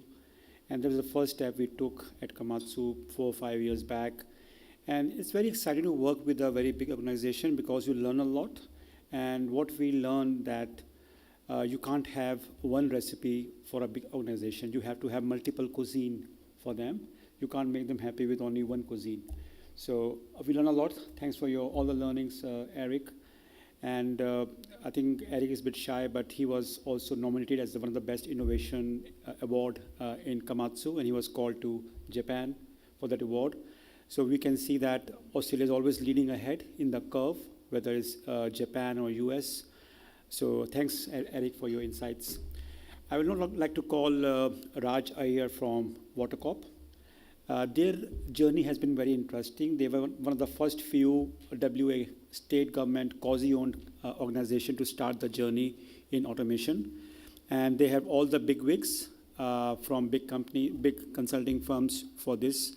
And I think it was done very amazingly well, led by Raj and the team from IT. Over to you, Raj.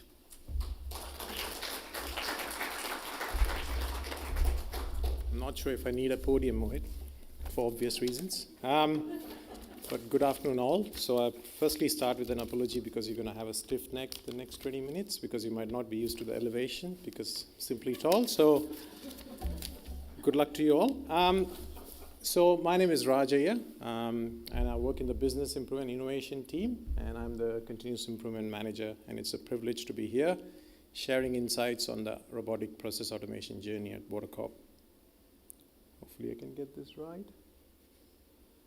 So in terms of brief agenda, what I'll be going through is just give you a high-level understanding of who we are, what we do, our corporate vision and goals, our interim structure, what it looks like, inception of RPA, how did RPA come about, which is where we actually met with Mohit and Mindfields, and they actually helped us in that journey. Overview of a COE, so an example of where as one team we can work together for a superior outcome for our customers. That's what I'll be sharing through what we've done in Watercorp. Benefits realized to date. I'm sure Gordon is here. He's going to be asking me what are the show me the money. We'll show you the money as well as along with other intangible benefits as well. The reason I mentioned Gordon because he was part of the RPA journey when we started in Motor Corporation. And what's next for us and next steps and sort of call to action or sort of our lessons learned from our journey, which I'll be happy to share with you all. So in terms of who we are, what we do, we are pretty much the principal supplier of water, wastewater and drainage services across Western Australia. Our service and activity spans over 2.6 million kilometers. So it's geographically, you can imagine it's quite complex operations, but we do it reasonably well, I believe. And we are owned by Western Australian government, and our biggest shareholder is our minister. We employ around 4,000 people in Water Corporation, inclusive of contractors as well. And biggest paradox for me was when I came from commercial to a GT company was we spend a lot of money educating our customers not to buy our product, which is an interesting paradox because it helps with the climate. But I'm not sure that it's a good return on investment for the government. But that's what we pretty much deal with in Water Corporation. As you had heard about sprinkler bans, etc., that's pretty much to save on our planet in terms of water usage. Okay, our vision and goals. So Thrive 2035. So this came about our executives were working in the background with some consultants over the last 6 months. And recently, this is what we published as a vision. So our vision is for our people, community, and our owner and a state to thrive. And we've come out with a 13-year vision, which is fantastic. And our goals are, which is pretty much on everyone's radar, is net reduction in greenhouse emissions, which is top on the radar for us. At the back end sits the objectives behind this, which I won't be sharing today. It's just high level what the goals look like. Secondly, safety, which is prominent for every company as well, making sure we are having safe operations for our customers, community, and our employees as well. Local solutions in partnership with our communities, so working across the regions, working across different parts of the business in partnership, solving the problem as per their needs. Water services partnership, so we become the choice in terms of state development, and people are not thinking about setting their own diesel plants. They automatically come to Watercorp saying, we need your services, how can you help us? The last two is where RPA, in my view, plays a critical part. So one is we've got a strong vision, aspire to get to 2035. We need to self-fund, we need to save to spend for that great vision because we need to be spending money, but the affordability, inflation prices going up, global supply chain disruption, we need to be efficient and effective. And that's where RPA is one lever we can pull to make sure workforce is more productive, efficient as well. And the last one is empowerment. So making sure employees and our people are pretty much delivering best performance. And we are raising the standard of performance to good, from good to great. As I speak, this is our interim structure. The reason I say interim is because we've been moved. We used to be under strategic performance group. That's been collapsed, and that's now called as growth, which aligns with the vision where we need to be bold, we need to be doing things differently. That's the reason that team has been set up. And transformation office is where we've been moved under business improvement and innovation. So currently we are going through a bit of a structural conversation, but at this stage, this is what the interim structure looks like, where you can see at the top is the core business, and for IT people in the room, probably enabling services sits at the bottom, because those are the services we need for the core business to sustain and be more efficient and effective. So how did RPA come about? Within Water Corporation, we've got a Lean Six Sigma program, which we start with practical problem solving. So as part of that, in 2018, we had a couple of SMEs from finance who we actually trained, coached, and mentored to finish an initiative. So they optimized their financial process as much as they could. But to unlock further value, we had to tap onto technology. That's where we went up to IT. We tried to get a quote, which was about 150K, and it was about 12 months down the lane. And we had a very willing CFO. He said, I'm not going to wait for that long. Let's look at, I've heard about a few things, let's look at RPA as a solution. So that's when the inception of RPA came through. What we did was a proof of concept for those two ideas. We engaged with a different service provider, and we did that in a sandpit environment. And the results were quite astonishing. I still remember the CFO saying, you've given me a Mercedes, you parked in my garage, but haven't given the keys, because we couldn't put it in production. And that's when we realized we need to have a center of excellence, because we need to have a robust governance, prioritization, and benefit realization. And that's how we came across Mindfields. We went to the market looking for players who can help us build together a robust structure, governance, before we actually embark on the RPA program. So that's where we partnered with Mindfields. Then we put a business case together for approval, basically saying this is the structure we want to go with, which I'll share with you shortly what that structure looks like. And we said there's about 12 to 15 ideas across the corporation where we can actually go and deliver some value and create a RPA footprint. So that got approved. And then that's when we again partnered with Mindfields, and we looked at about 12 to 15 processes across the corporation, ranging from finance to customer billing to HR as well. So we did that for about 9 months, and it was pretty much time to plan for sustainability, because we were working as a project for about 9 months. Yes, there were a lot of lessons learned as well for both the parties, but as part of that, we said it's time to pretty much transition into BAU and build the COE as a function. And that's what pretty much we did in 2020. So we put together the BAU structure for COE, which has been enduring for the last 3 years. And what that structure looks like is pretty much a joint collaboration between my team and IT group. So what the role of the COE is pretty much at a high level is to review the pipeline of ideas, prioritize, and remove any roadblocks as they come throughout the course of the ideas. So we've got one developer in IT, and I've got a team of Lean Six Sigma specialists who pretty much do the front bit, which I'll take you through shortly. So at a high level, that's what the process looks like for our RPA journey perspective. We do some sort of ideation, identification. We do a high-level assessment of what that are. So we do the current process map as is, understand where there's opportunities where we can just streamline the process as opposed to automating it. Then we standardize it, and then we work with IT and partner and deliver. So IT pretty much picks that, delivers, then there's a go live, and then pretty much transition to BAU. So CI team, which is my team, as I said, pretty much does the front-end loading. and then IT comes in and delivers, and they've got their own testing methodology, etc., which they go through.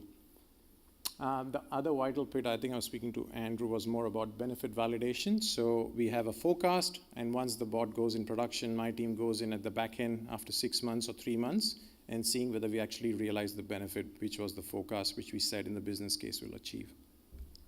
So far, reasonably, it's been working quite well in terms of what we say is a forecast and what the actual benefit looks like. At the bottom of the screen, I just wanted to highlight why it's important, why COE doesn't sit in IT. The reason being because we want, there could be different avenues in terms of how you approach a particular idea. I think Daniel said it before, if you have got a hammer, everything will look like a nail. And that's not something we believe in. We said, let's look at the idea, and there are different levers we can pull. RPA is one of the tools which will help you streamline the process, but there are other things you can do, which is pretty much illustrated in the picture. So yeah, it's working quite reasonably well. It's quite a collaborative exercise, and the business is seeing benefits from what we've done to date. So in terms of, we've got 15 pretty much virtual workers working 24/7 relentlessly. We didn't even have to check their vaccine certificates last time, so they are all good, even during pandemic time. We didn't have that issue.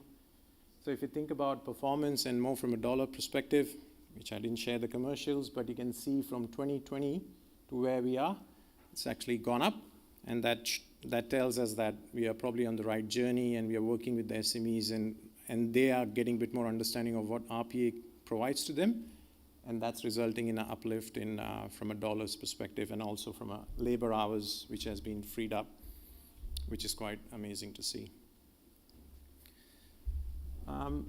Other bits which are equally important as well, which you all agree would be the intangible benefits, and I'm sure there's plenty, but I wanted to name about 4, which is quite relevant to what we do in Watercorp, is the enhanced workforce capability. So we've got one person, I think Brenton is here from procurement, he's a client. We've got one person within his team, a couple of people within a team who are yellow belt, who pretty much have the Lean Six Sigma experience, and now they can actually do sort of incremental bot development as well, along with IT as a partnership. So that's great to have people are picking up new skills, and they're doing things which they haven't done in the past.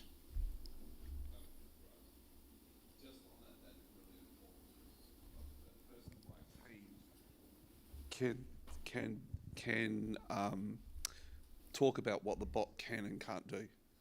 So they're able to, when people come to them and say, we want a bot to do this, they can straight away go, no, it can't, it's not capable, this is the best way. So having that knowledge within my team of the bot, they don't do the programming, but they understand it and how it works, is very helpful. Thank you, Brendan. I'll shout you a coffee tomorrow. Sorry. The second bit, which is quite important, is the standardized documented processes. So Brendan would agree with me as well. There's lack of documented processes across the corporation, and RPA is a good sort of a tactical tool that helps you map the current process, identify where there are inefficiencies and what we can do better to streamline the process. So that's an added bonus. Enhanced employee work-life balance. So we had a couple of opportunities that came through where we had specialized resources working over the weekend, because that's how the process works. We actually had to put a bot in, and that helps with their work-life balance because they don't have to come in over the weekend or work from home over the weekend to process some of the activities they used to do. And of course, enhanced data quality and pretty much and the accuracy as well, because there's less manual interpretation. Bot does it quite well, and it's quite reliable as well. On top of that, which is the cream on the top, is the demand. So I haven't shared with you, but in terms of what that looks like, we've got an emerging demand for more bots to be deployed. The reason being people are now a bit more aware, and SMEs can see the benefit. So we are in a unique situation where we've got less resources and we've got more to achieve over the next 6 months, so which is a great place to be in. So we are working through some options, what that looks like. But again, we went slow rather than going fast. And now we can show the value to the CFO saying we need more people, because that's going to help us in terms of getting more commercial outcome, which aligns with our vision. So what's in the horizon for us? One of the things we've been looking at, and Brendan's team does it quite well, is sort of the hub and spoke. So transitioning to a more citizenship model where we can empower the SMEs to develop their own bots, depending on the size, small, medium, large, and IT, one person can actually help them coach and mentor. That's something we've been considering, and that's something we'll be looking at over the next 6 months. The next one is we are exploring some process transformation tools, which gives you an end-to-end understanding of where the bottlenecks are within the process and see where we can release capacity to help with other strategic priorities. So process mining tools, Signavio, et cetera, is something we'll be closely looking at over the next 6 months. And hopefully out of that will come out end-to-end automation opportunities. So RPA, as you know, is sub-task optimization, but I'm quite keen on looking at end-to-end automation where you've read a meter to when we bill the customer or when we receive the bill is something we'll be looking at in the foreseeable future. And hopefully the process mining tool is going to give us those insights. So in terms of call to action from our journey at Watercorp has been these 5 things which I wanted to share with you all. So go slow to go fast. I remember when we were putting the business case together, we had to get an ROI of 2 to 3 years, but we had a very good CFO. He was more about employee satisfaction, having a good work-life balance. So we didn't really push that hard in terms of getting more dollars across the line. It was more about let's build the footprint, and hopefully that will create traction, and that's what we are seeing now. So the key lesson for us was go slow and go fast rather than going too hard to get a commercial outcome. Second, which I use quite well with my team, is excellence equals quality of solutions by acceptance of people, which is the theme today, is do it with the people, then do it to the people. You can imagine you can put in the best solution in the world, which might be a multiplier of 10, but if you have acceptance of 2, you'll only get a 20, as opposed to acceptance of 8 against a technical solution of 5 that goes to 40. So it's a simple equation, and I believe that's something which has worked quite well. It's how do we get people on the journey and how do we demonstrate the value, because it's their idea and it's their time which is going to help free time for them. Building capability is something we are a strong believer in Water Corporation, so we don't want to keep the skill sets with us. We want to pass those skill sets on, i.e. like the hub and spoke is something we've been thinking of. So have a think about what capability do you want in the organization and how do you pass those skill sets on. The next one, which has been quite unique for us, is publish or perish. So I always say to my team, it's not about marketing, but it's about publishing what footprint we've got within the corporation from an RPA perspective, what value people are seeing, because that's going to create more awareness and more education for others as well. So that's a strong, we've got it on a visual management board every time as a reminder that we need to publish, or otherwise we won't exist. And the last one is robust governance and benefit realization process. So through Mindfields work, COE has actually given us that structure, and now it's working quite well. We all understand our roles. We know where we fit in. We know it's a collaborative exercise, but we work with business SMEs, engage with the likes of Brendan and other team members, and make sure the benefits, what we said is what we'll achieve. We actually do that at the end of the journey, or pretty much the deployment of the robotic process automation solution. That's pretty much all I had today. So thank you all for listening.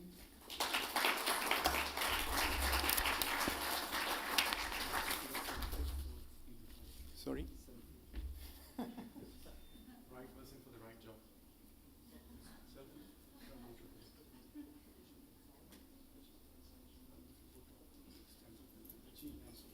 Everyone.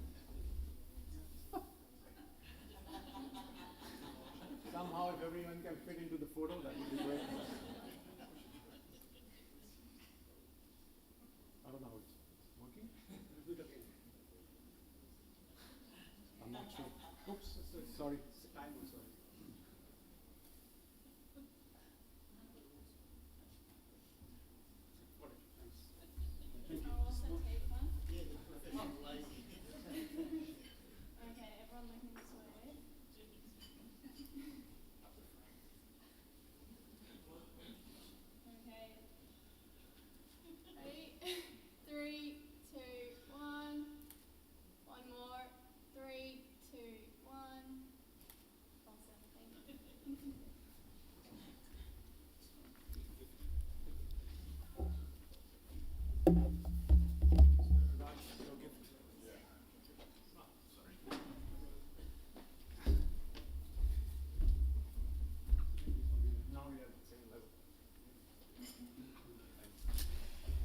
Thanks, Raj.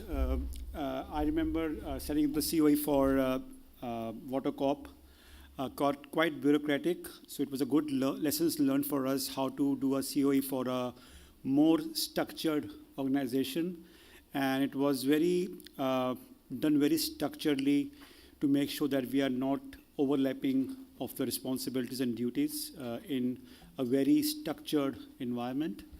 And I remember the CFO making the promise to the finance minister of W at that time, before the COVID happened, that they will make the terms of payment dearer for the SMEs. And remember, Brenton was leading that procurement. And I'm meeting you for first time today, Brenton, but I remember that use case. And I think within 2 or 3 days or 5 days, we did that automation where all the SMEs were given much more better payment terms. And I think one of our team members got award, and it was mentioned in the parliament also, what you were told. So I think this was a very good example of responsible automation we did maybe before COVID. And I think it is not important that you are from a government sector or non-government sector. It is how you're helping the human beings in each of the sector by using automation is more important. And very good journey with you guys. We learn a lot because we were not used to work in a very structured environment. Our team want outcomes within overnight, and we learn a lot of patience how to deal with a government company. I'm saying in a very positive manner, but again, there was also a lot of frustration for us. But again, I think that's the difference between a new age employee versus team member versus a mature team member. They understand the nuisance of all the bureaucracy and benefits of bureaucracy. And the young generation team members want everything overnight, and they bypass a lot of controls. So thanks, Raj, for sharing your insights, and thanks for the selfie you've taken. I hope it comes out well. The next topic is from the HR perspective, a very unique perspective of automation with one of our partners, Fathom. Fathom is a AI platform which predicts the future of workforce, how to upskill, retrain your resources, and what jobs might become obsolete. In a job vertical, for example, bank operators are no longer there. It doesn't mean that they have been replaced. They have been upgraded. So they are doing more high-end jobs. I remember the first example of ANZ Bank when we were doing automation for them 7 years back. They want to automate change of address process, which was very mundane job, and Gen Y don't want to do those type of job. They want more interesting, challenging job. So we changed that job from change of address done by the bot now. From 40 people team, there were only 2 people team left, handling exceptions, but 38 people were upgraded to do some more better value jobs.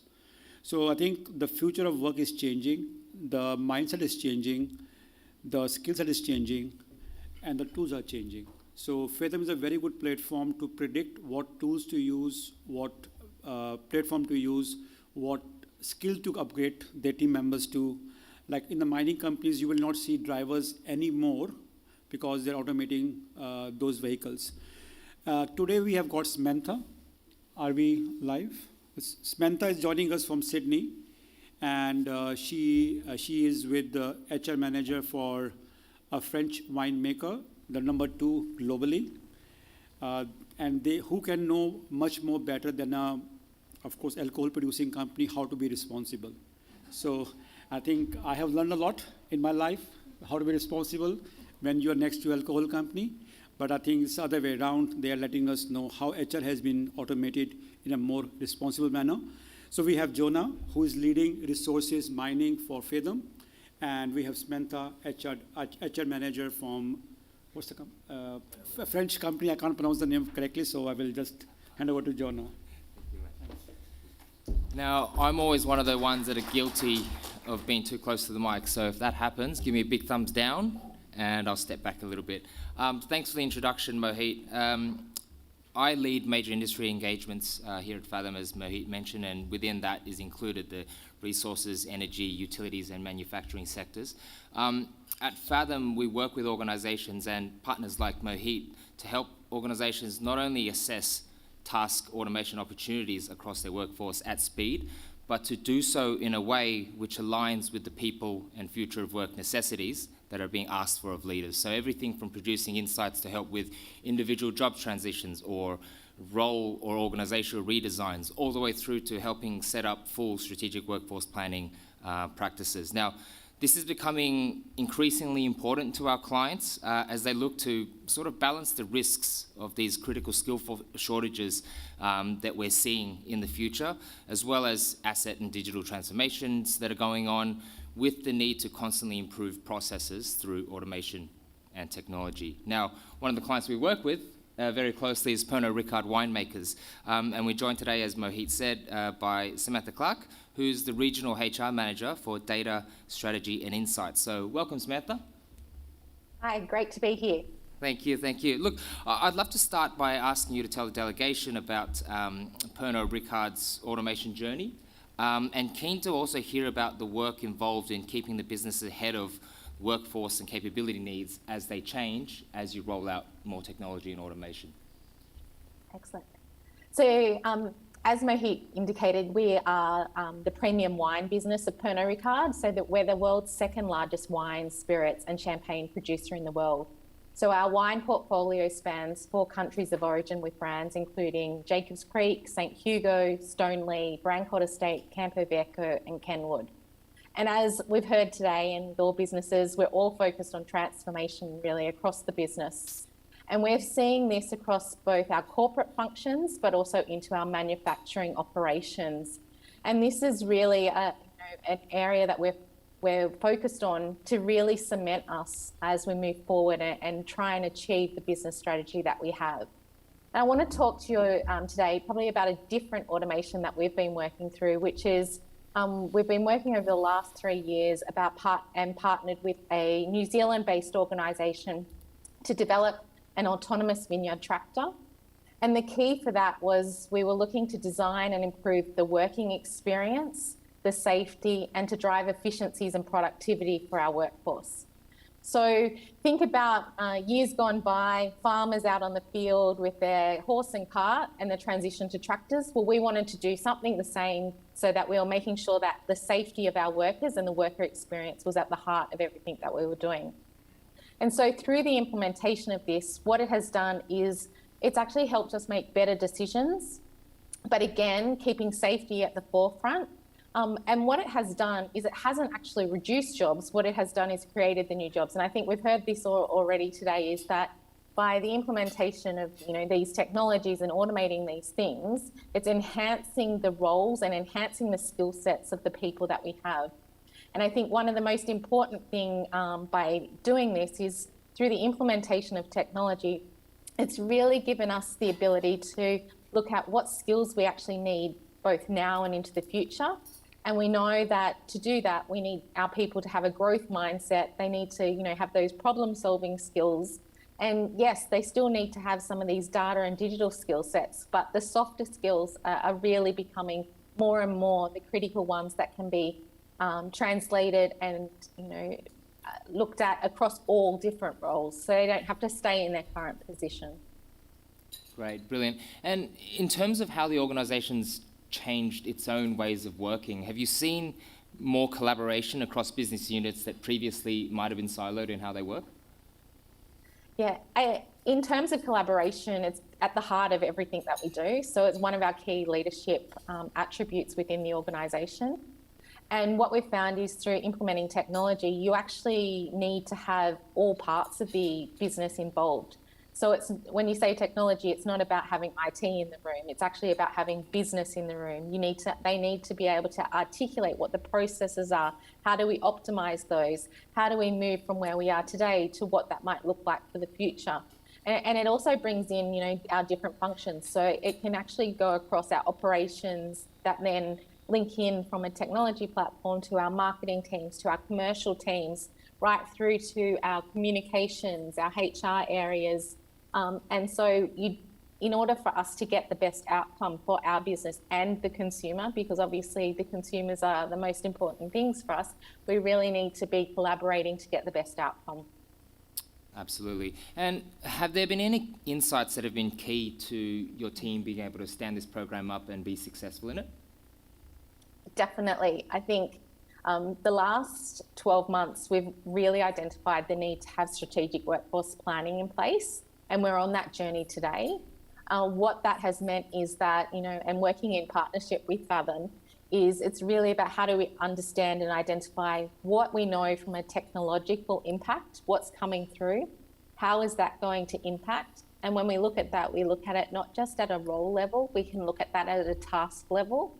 And what that can then tell us is, are there roles that, may not exist in the future, but also what roles might be augmented and what skills do we need to ensure that we have for the future?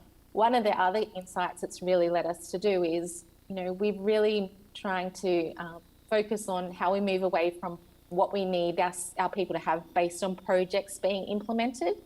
Because, we look at the project and say, okay, we need to upskill in X, but actually we need to be on the forefront and saying, what do we need to upskill our people in the next 3 years? Because that could actually go across multiple projects. And so it's really about looking at it holistically rather on that, what are we doing next point of view. Absolutely, thanks for that. Thanks for the cheeky little Fathom plug. And what does, broadly, right, or as broadly as you want, the future of Pernod Ricard look like in terms of the automation program and its people? We've got automation programs across the whole network of our business, whether it's being driven from a global organisation right through to our local areas. So we have things that are focused on key digital programs to look at how we segment, how we operate across the different markets. Focused on our conviviality platforms. So, how do we ensure that we've got the relationships and people are connecting with each other? We heard a lot about how you can automate in finance, and that's definitely one of the major transformation programs that we have on our agenda.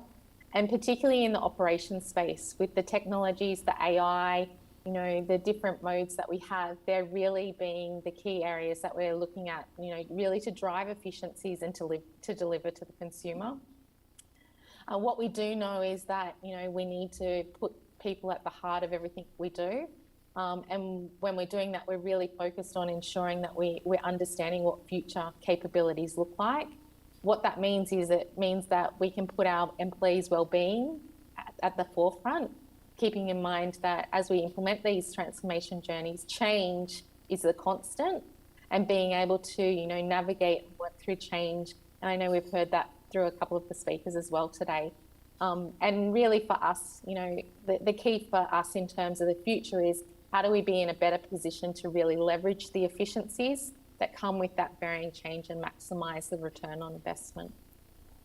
Brilliant, thanks for that. And the final question that's coming, and to the audience, when we prepared for this fireside, the first question I asked her was this question, because I wanted to see if her answer was going to be authentic and right, and I really liked your answer. So what does responsible automation mean to Pernod Ricard? So for us, and for myself, it actually means that we're ensuring that we're putting our people and safety first. I know I've said safety a number of times, but it really is at the heart of what we do.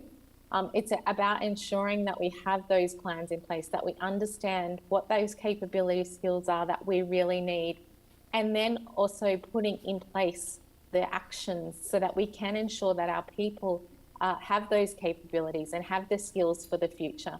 And ensuring that, those, even if the skills are not necessarily going to be in their roles today, ensuring that we're equipping them for whatever that might be in the next few years.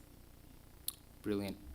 We thought at this point, you heard about a live, pretty significant automation program with Pernod Ricard. We might open it up to some questions from the audience if there are any. There was a mic floating around.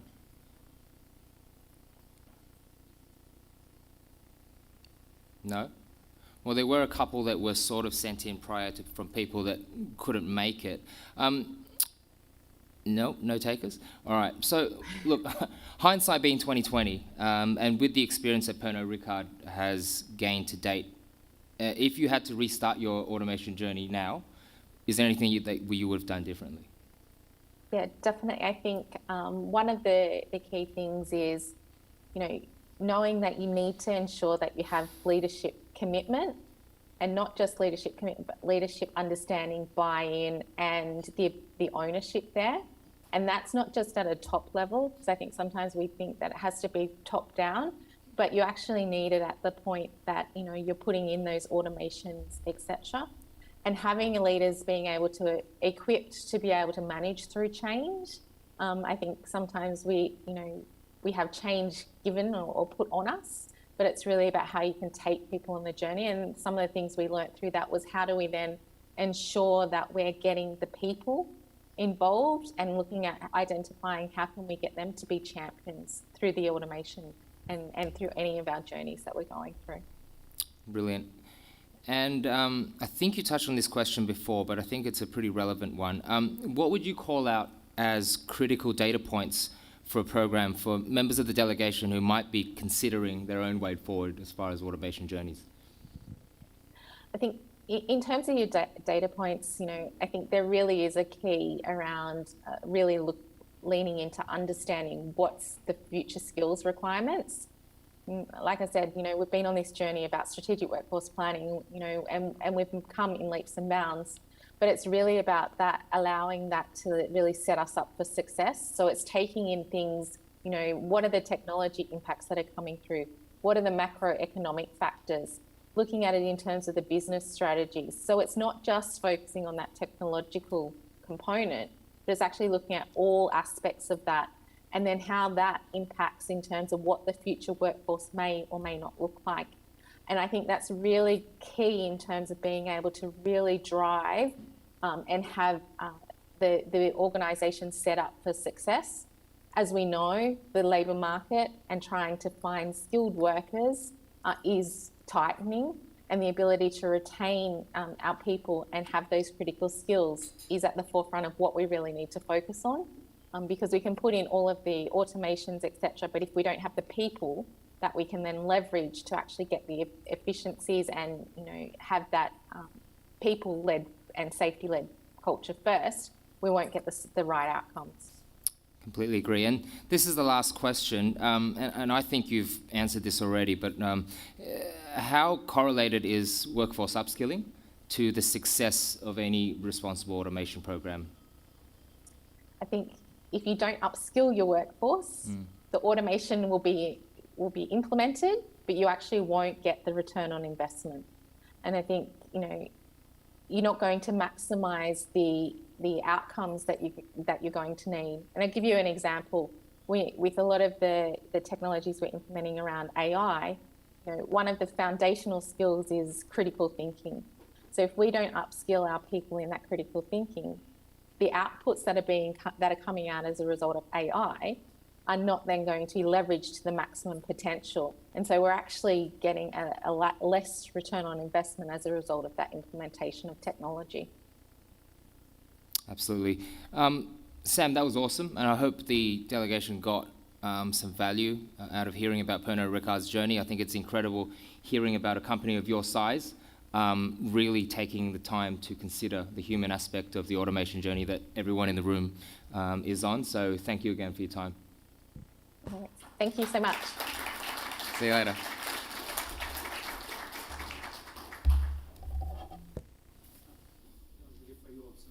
I can't get that on the plane.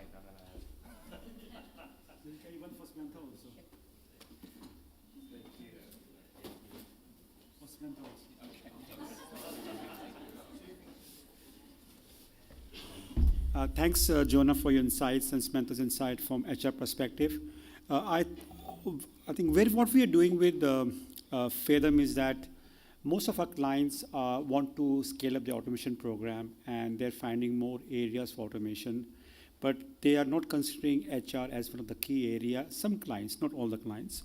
So by using Fathom, we are trying to scale up the automation by finding more areas where the jobs might become obsolete. For example, in a banking environment, again, change of address, bank operators. So why don't we automate those processes, looking at the insights from Fathom platform? And what we have done, we have integrated MindEasy, our platform, with Fathom to get data directly into MindEasy and give the clients a a vision where they can automate the process where the jobs might become obsolete or they require more upskilling and training. So the client get a whole comprehensive ROI on their automation journey. So the next, thank you, Jonah and Samantha, for joining this, for this sharing your insights. The next topic is on the automation in the non-for-profit organization. So we have a client like St. John of God is also non-for-profit. This particular client is Lifeline Australia, and there's a tool which we used for automation for using APIs. So it's API-based automation, and the tool name is Workato, which is a function or adding the work and automation, Workato, and they are there for last 15 years. The founder Vijay Tala was the founding member of TIPCO, and they do a lot of integration from iPaaS perspective. And we find them quite useful because as the clients are using multiple tools, like for example, Amelia for conversational AI, RPA, you have Automation Anywhere, UiPath, then you have OCR tool like Abby, Document Understanding, IQBot. So you need to integrate with multiple applications to give an outcome to the client.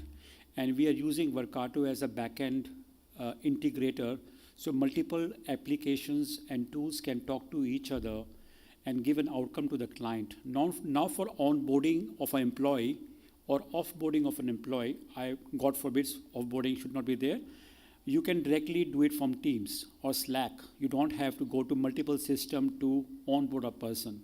So look at how much time you save, but more importantly, what is the EX or employee experience they gain when you join on day one, and by press of a button, you get your laptop done, your access created, your pass created, your access to all the apps are done with a click of a button from Teams only. So look at the employee experience for HR organization and also for the employee who is joining on day one. So we have done partnership with them, and the example which we are showing currently is for Lifeline Australia, which is a non-for-profit organization. And John Deep, who is a country manager for Workato, is speaking to John Wheat from Lifeline, Peter Wheat from Lifeline Australia. So we will play that video for you. It is for 10 minutes video.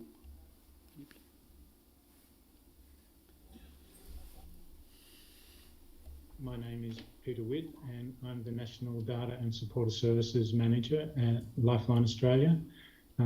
Most people will know Lifeline. We're a national charity that provides all Australians experiencing emotional distress with access to 24-hour crisis support and suicide prevention services.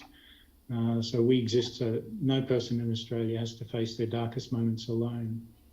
My role is primarily within the marketing and fundraising team, and I've been at Lifeline coming up to 3 years this year. I started just before COVID lockdowns began, so most of my time here has been working from home, and it's been very interesting and very enjoyable place to work, very satisfying. The first time I experienced Workato was at a different not-for-profit organisation, and they were wanting to integrate their CRM with their marketing automation system. And it was replacing quite a complex ETL system that had been set up and been running for a few years. And so my role was as the subject matter expert on the previous system, and there was people that were running the project at the organisation, and actually the development team was Workato staff. And so I was actually expecting that to be quite difficult because the transformations were quite complex. The business rules were fairly complex, but the particular team at Workato that had been assigned to create the recipes actually picked it up quite quickly. I was quite impressed. They understood what was required, and they created the recipes, and the whole project worked really well, which was very satisfying because that wasn't the first attempt. There have been a few false starts with other strategies over the years prior to that, and it was a big relief to get this done. So it was a good experience, and that did obviously affect my view of how Workato would work at Lifeline. Lifeline was in the process of moving office from Canberra to Sydney, and so the staff were generally quite new. And we're also in the middle, when I joined, we're in the middle of a project where we're implementing a new CRM, Salesforce CRM system. And that was to go live the month after lockdown started, which made user testing quite interesting. And yeah, then COVID hit, so we were all working from home. So it was quite a disruptive time for the team. We had to find new ways of working. It was also a time when Lifeline services were experienced a big jump because of the impact of COVID and lockdown on individuals and organisations. So there was a lot of change and a lot of pressure all around, and we found that there are a lot of individuals and organisations that wanted to support Lifeline. It was really good to see.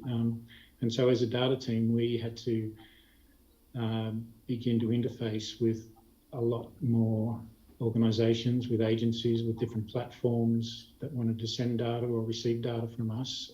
And so that created quite a lot of pressure on my team that was still adjusting to using a new CRM at the same time. So every one of these agencies and platforms has a different way of transferring data, and so the default position for most not-for-profits, in my experience, is that you do things manually because you don't have the resources to engage another organisation to develop bespoke systems, and you don't want to employ staff that are too technical because you don't know if you're going to replace them. You'll get the same, if you have to replace them, that you'll get the same skills. So the default position is to do everything manually, and that's a good way of starting out.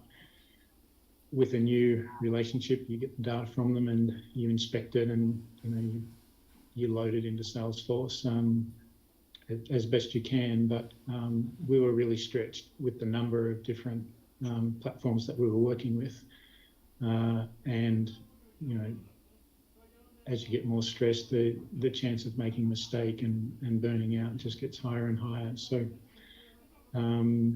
yeah, we needed a strategy to solve that particular challenge of resourcing and technical skills.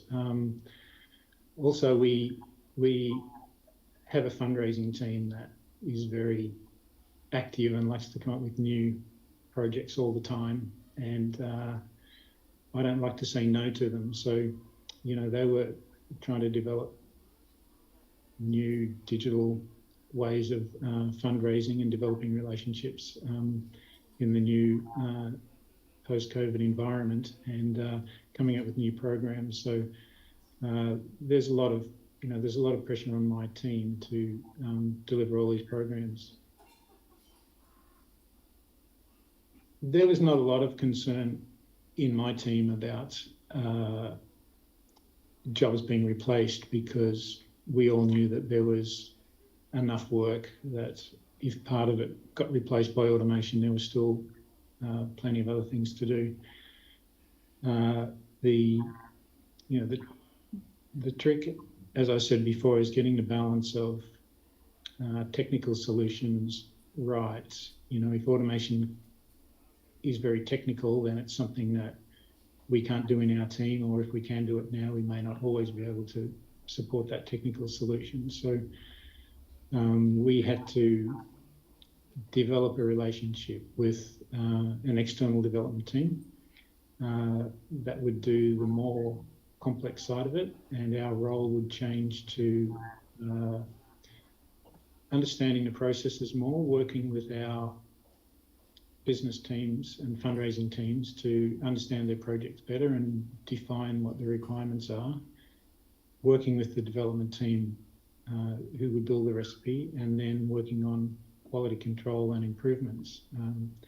And we've got 300 outstanding JIRA tickets related to quality control and improvements. So if we can spend less time loading CSV files and sending Salesforce reports to agencies, then we can spend more time on making improvements that deliver benefits to the fundraisers and a better experience to our supporters. Our fundraising team are free to develop relationships with new partners and to try to reach people to get our message out in new and innovative ways, without having to worry whether we've got the resources to manage the back-end data work for it. When there's a new project coming up now, we just say, yes, we can do it. We assign some time to the development team to develop the Workato recipe to import the data or export the data or integrate the two systems. And typically that's, that ranges from about half a day's work to maybe 2 days' work, which is not a lot. And the result is that we understand the recipe and we can make tweaks to it. So it's not out of our control. We're not dependent on one person. We can, we'll always be able to find a developer, and we understand what the job's doing. So,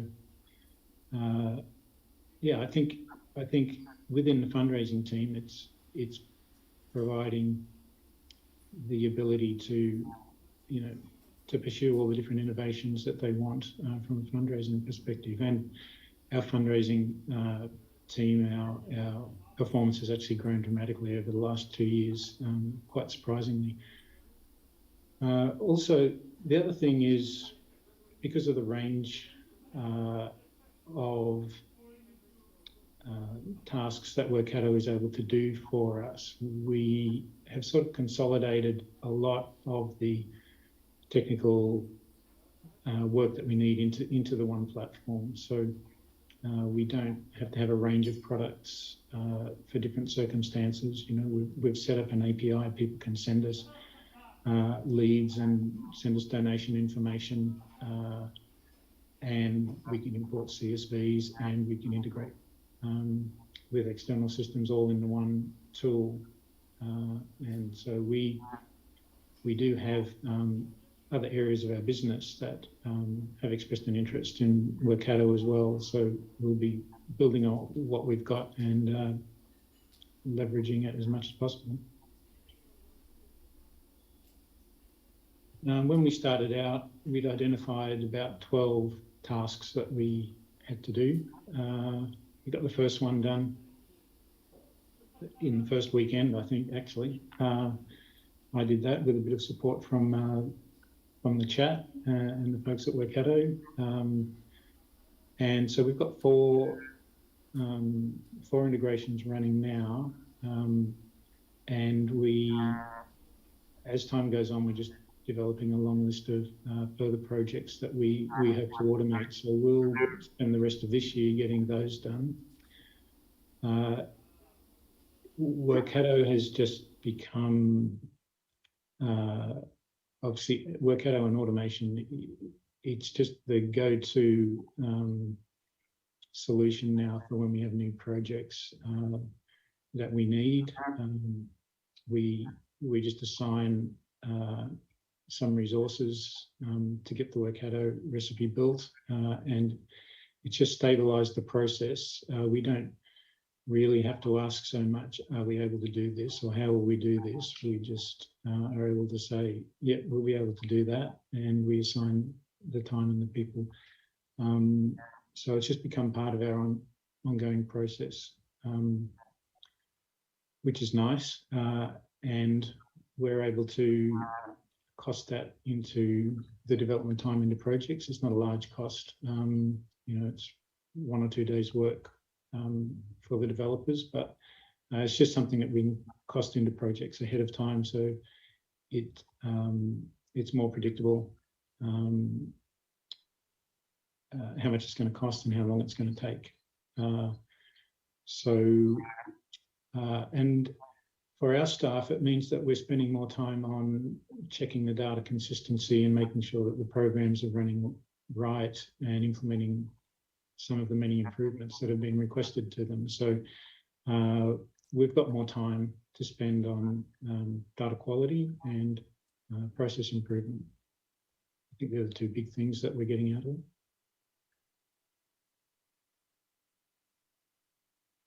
The highlight for me is the lengths that the Workato team, their success team that's assigned to the customer to get them up and running, they're very dedicated to make sure that your projects actually work, and they follow up and they help you, and they make suggestions, and anytime you get stuck, you can just give them a call. And for me, that's like, it seemed at times that the particular person that was assigned to us was more concerned about our success than what we were. At times we'd be a bit too busy and he'd be phoning us up and saying, can we do this? Can we do that? Would you like some help with this? And that was great. And the every time I had a question, any time of day, I was able to go on to the chat and somebody would respond within a few minutes and answer my question. And I think as a not-for-profit, you don't always have access to the technical resources that for-profit companies have. So that's really a big point in favour of Workato, and something that's really helped us out.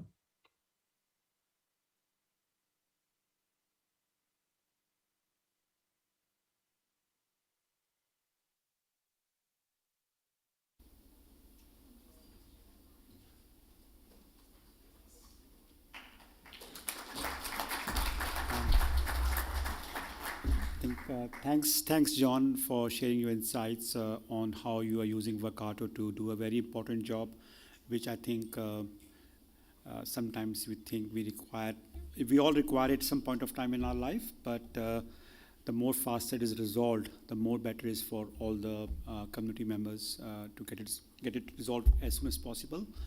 And sometimes automation fast track those processes. So the next panel, we have panel discussion in which we have Paul Smith from Australia Financial Review talking to our panelist. We have Gordon Hugh, we have Mary Korabani, and we are having Daniel Kennedy from St. John of God. Harpreet from ECU can't make it, so I think we have three panels. Please come to the stage.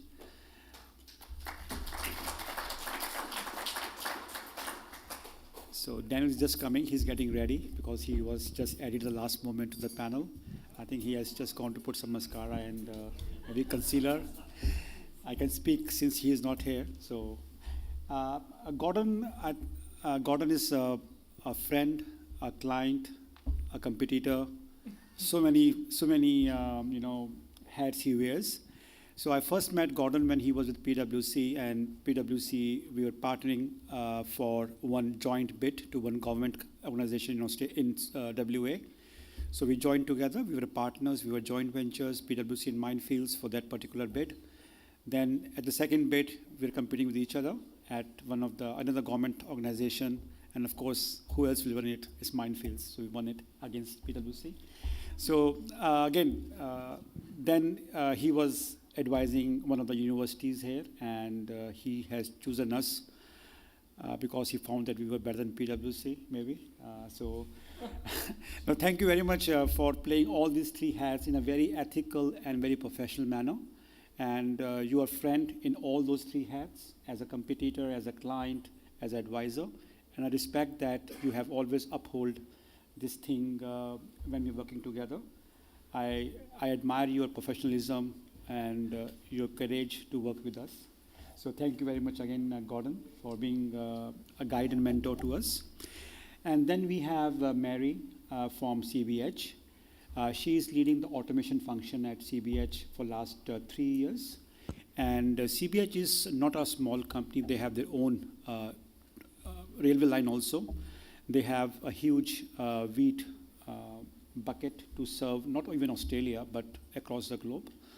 And I think the more I know about CBH, the more big it becomes for me. And I would like to understand more about, from Mary, how she's handling the automation in such a big organization. And then we have Daniel, our own Daniel Kennedy from St. John of God. And he has been kind enough to join the panel to share his insights. And is Paul online now? Yeah, so we have Paul who's on Zoom. He couldn't make it physically here.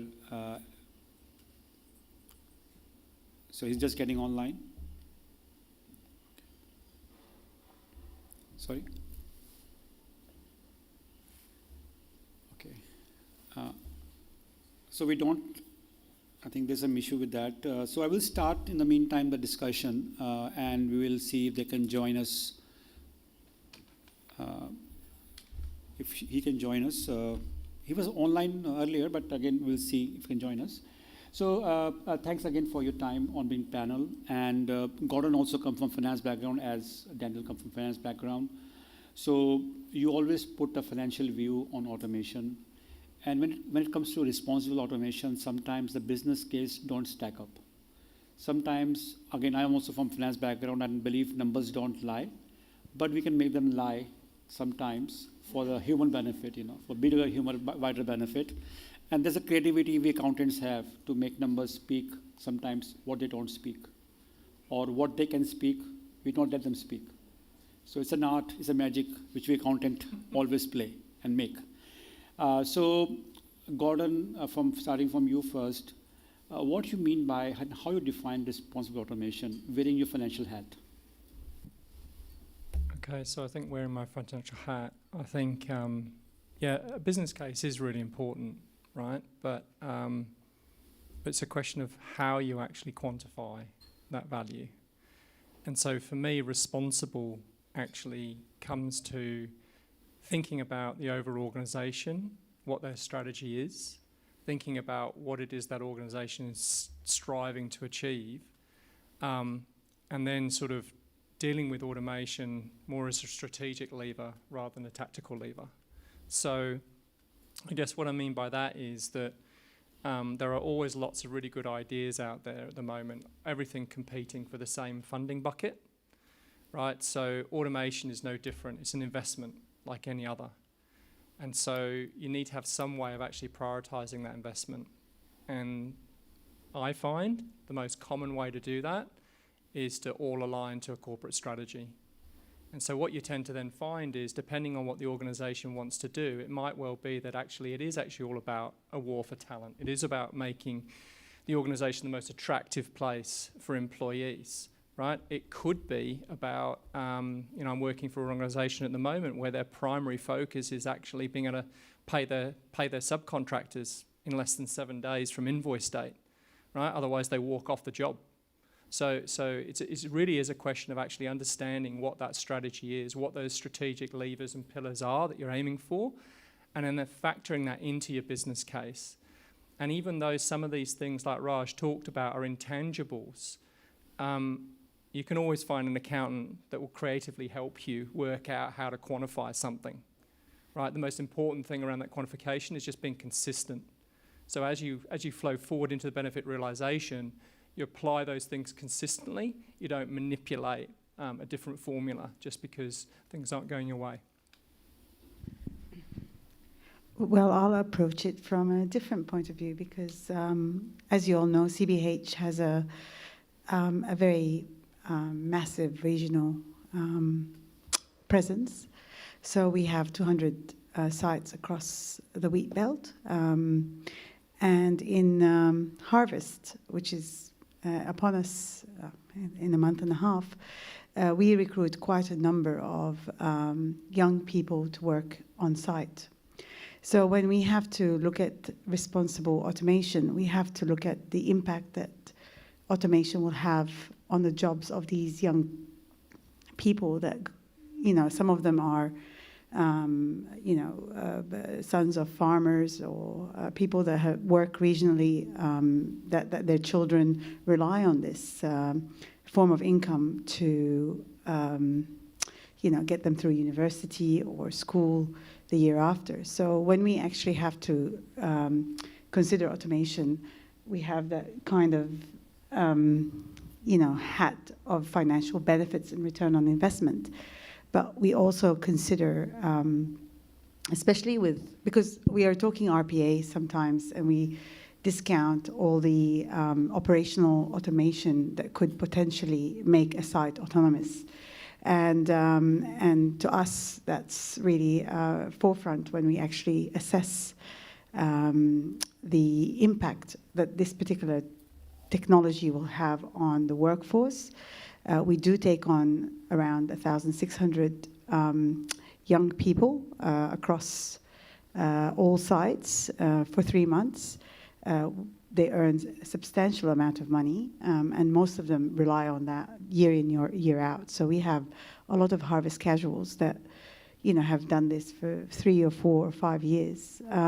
So that's for us what we, think about when we think about responsible automation.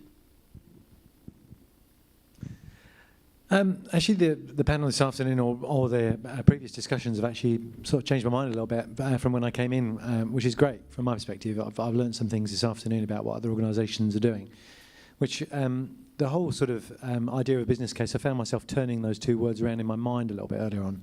Because I was thinking business case, actually, we all know as kind of like a pro forma template, or at least maybe many of us know, maybe not everybody knows, but it's a pro forma template which describes, things like executive summary, an MPV, RR, that kind of thing. And if you live in accounting world like Gordon and I and Mohit have all done, then we're all familiar with this sort of stuff. But when it comes back down to it, actually, the business cases that are presented to boards aren't always about financials. They're often actually based around strategic aims or mission of the organisation. And what I learned about Pernod Ricard was that actually they put people first and realised that automation could actually help them with their people mission, their pillar of the organisation. That was fascinating to hear about because I hadn't really thought about it like that, but it kind of occurred to me as I was hearing that this afternoon. I was thinking, you know what, now that I think about it, automation is only replacing what a human does. Whereas if you liberate a human has got potential to do much, much more. So if you thought about just controlling costs or controlling process quality, RPA, tick, hits the box. But if you want to liberate humans and actually then be creative and think about reorganising the way that you approach your customers, or if you want to think about, better engagement models if you're in the HR community, whatever it happens to be, the potential is really untapped. So actually, it kind of started making me think about, am I looking in the wrong places when I'm doing some of the automation that I'm doing at St John of God?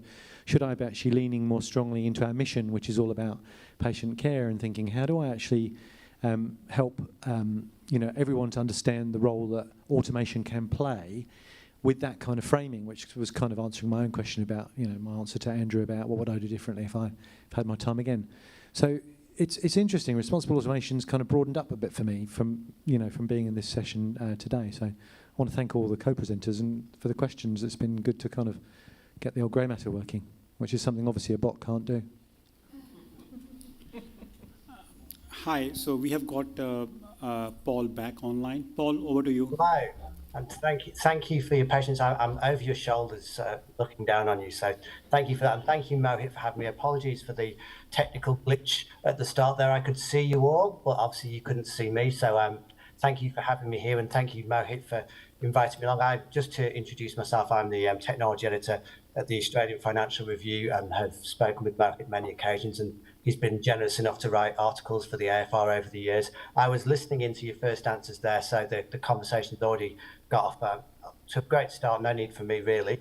But I guess one of the things that we were talking about in this session is the role of responsible automation on the economy post-pandemic and just looking at how things might change in the business. And I'd like to go to Mary on this question really, to start off with. You're obviously a very large organisation. Has the way that you approach the things that you automate and the things that you look to achieve from automation changed notably over the course of the pandemic, and how do you think it might change into the future?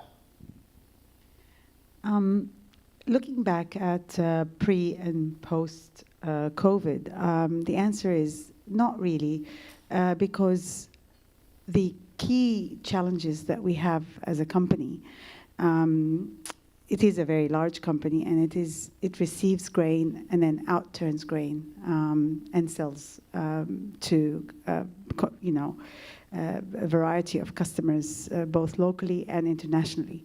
So in terms of looking at the automation and the value that it brings to the company, that hasn't really changed much. What's changed is the approach that we look at things, simply because of the resource shortage in certain key areas. So I'll give you a very simple example. In IT, for instance, to get a really good .NET developer or a tester has taken us maybe about 6 months, 80 interviews, and we hired one person. So what we looked at in terms of the skilled shortages is how can we supplement the workforce for me, for instance, the testers, because I lead the business systems within CBH, so testing is part of the functionality that I look at.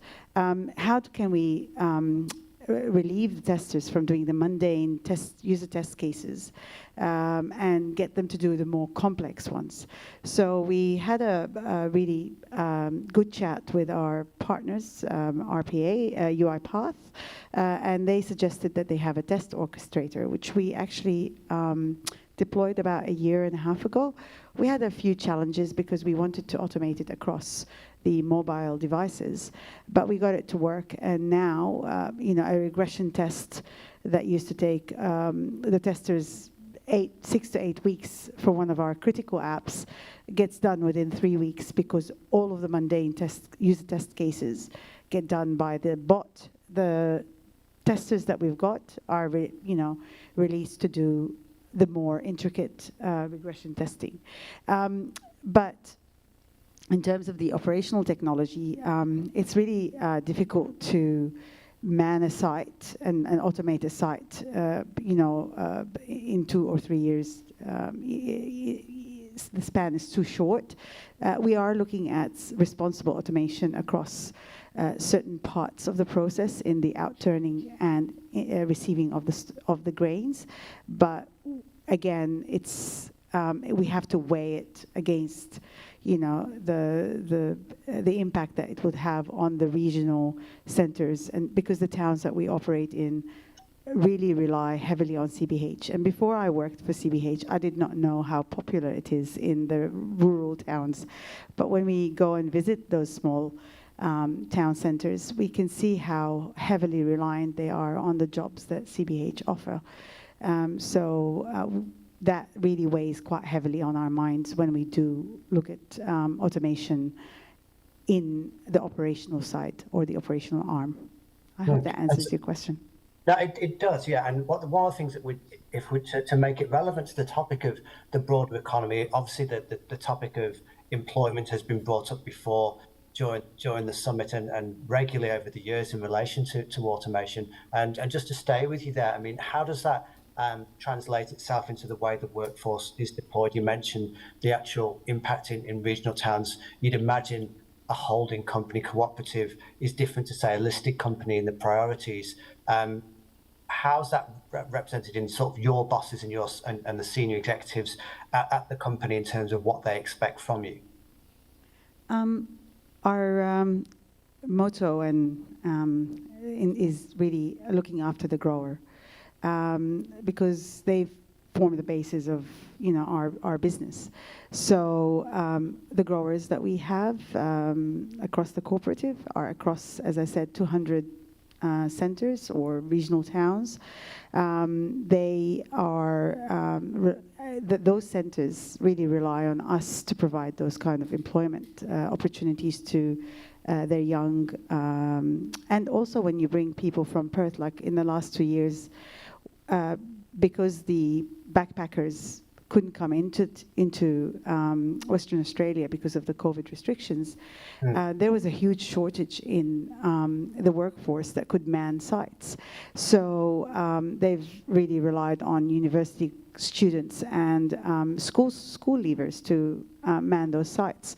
Those kids went over to those regional centres and brought in commerce. So they'd go out to pubs to eat, restaurants to... So it is not just the workers manning the site, it's and earning money. It's actually the flow on from that to the town centres, which is really, really lovely to see, because West Australia is a very, very large place, and going from one town to the other gives you a really good idea of how isolated and remote some of the towns are, and how reliant they are on the community that they are in. So it's very important that we keep that at the center when we look at responsible automation, and that's something that we focus on day in, day out. Hey, Gordon, can I ask you, bring you into the conversation here? You obviously go and consult with organisations about how they're implementing automation, what tasks they're using it for. How are organisations changing the way that they evaluate what they're doing? We've spoken a lot in recent times, certainly in the financial review, about ESG and different metrics within businesses. Are these kind of things considered when you're talking about automation, or are people still really just looking for the efficiency? Well, I think essentially what you need somebody to drive a conversation, an executive that's got nothing to do with automation whatsoever. Right, I think really, I guess what I try to do is I try to sit with an executive and understand what it is that they need they're not currently getting. So that could be information, whatever it might be, and it might be in response to a particular short-term challenge, or it might be in response to something that they kind of foresee happening in the pipeline. And so then what you start to do is you start to grab that thread and you start to unravel it, right? And you start to say, well, what's the reason why you can't get that? You know, sometimes it might be data related. I think we talked about data integrity before in the ESG. But often, actually, it's to do with limited resource capacity. So then you start to ask the question, well, have you got anyone in the organisation that could do it? Yes. Well, but they're too busy. Okay, so then you start to keep unravelling, and what you start to do is you start to work your way down that value chain. And so when I talked about the value of the business case associated with automating a particular process, historically the way that I guess CFOs have been conditioned to think because of the marketing when things like RPA first came out, it was all about what's the saving on the fingers and toes that I'm liberating at the bottom end. Whereas in actual fact now I find the conversation has changed to the value is associated with that piece of information or that decision being able to be made on a timely basis, which carries a significant amount of value. And then what you've actually done is you've actually cascaded all the way down, and you've created a domino effect. So you created a pull-through of value, and the underlying catalyst is the removal of this crappy little thing that no one really ever wanted to do in the first place. But actually, by doing that, you've transformed the way in which the organisation thinks about the automation. It's a liberation as opposed to a grim reaper. In terms of the way that this is implemented across organisations, and this initially for you again, Gordon, and then bring Daniel in, who I'm sorry we did talk beforehand. I didn't know we were going to have the pleasure of your company on the panel. Has the way that organisations are setting up automation to work across in terms of operating models, has that changed notably in recent times? How are things done in best practice, would you suggest? So I think, unfortunately, it hasn't progressed as quickly as I would like to see. And the reason for that is because business is still very reactive. So typically I talked initially about strategy and making and understanding your strategic pillars, understanding what it is you're hoping to achieve. And then for me, responsible automation is actually about really committing to it for a 3 to 5 year period, right? And actually establishing it, go slow to go fast, whatever it might be. I think, unfortunately, what I'm seeing at the moment is there's still a lot of organisations that are being caught out. They're having to introduce automation as a reaction to a situation they find themselves in. But the more and more we have events like this, the more and more that people can actually start to share some of those lessons learned, which in hindsight, I think I sort of listened to the lessons learned, etc. And the reality is, the beauty of hindsight is that you're coming from a position where you've already proved it. You've taken away the skepticism. You're now not worried about having to save money anymore. Whereas in actual fact, the vast majority of organisations are still very much in that sort of dark age, where they're still, you've got a skeptical CFO that's looking everything through a dollar lens. So there's still a long way to go. Daniel, can I bring you in there? You may have to repeat the question for me, I'm afraid. Oh, look, it's basically about the operating model and how you think it's best worked to, so that you can capture not necessarily only financial metrics in automation and actually target, the things that you would maybe include in an ESG strategy as well. I think the best example that we've got is the one that we've kind of landed on, and everybody's talked about it to varying degrees, which is hours returned, one way or another. Hours saved, hours returned. If I just think about the parallels in our personal lives, who doesn't know about Uber Eats? Who doesn't know about, HelloFresh? All these things are effectively quite successful, relatively newcomers to the marketplace, which are all designed around a central concept, which is about making things easier for you, making your life easier to grab things, easier for things to be delivered to you and stuff like that. I think in the corporate world, the same thing would probably easily apply. And if people felt like you could actually take away some of the hard yards, and even, dare I say it, the really crap yards, that they don't really want to do, the stuff that they don't feel adds a lot of value, if you could take that away and there wasn't a feeling in that sort of affected workforce that somehow their job was going to be retrenched, then that would go a long way. And I think that is exactly where we are as an organisation within the finance community now. We've long ago stopped talking about NPV, but we talk about hours returned, hours saved, hours avoided, and stopping people from, as I said in my thing earlier on, stopping people from having to come and do overtime, long weekend working and stuff like that. So that's, I think, where we are as an organisation. Hope that answers your question. No, it does. And I'd like to bring Mary back in there as well, because I've not really written a lot about CDH, but in preparing for this, I've been reading quite a lot about the industry, and it's obviously very asset intensive and lots of physical products created. How important to the broader performance of the organisation is the sort of technology and digital strategy, and how much more prominent role are you able to take in terms of driving that performance?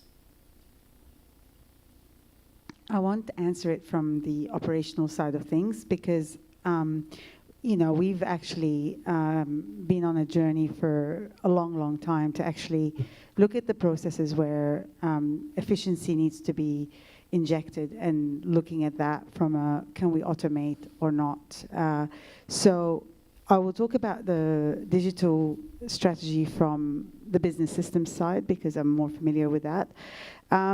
We actually use automation across various technologies. So we have RPA UiPath to automate business processes that are mundane, and that way, as Daniel said, freeing up more people to do more interesting things.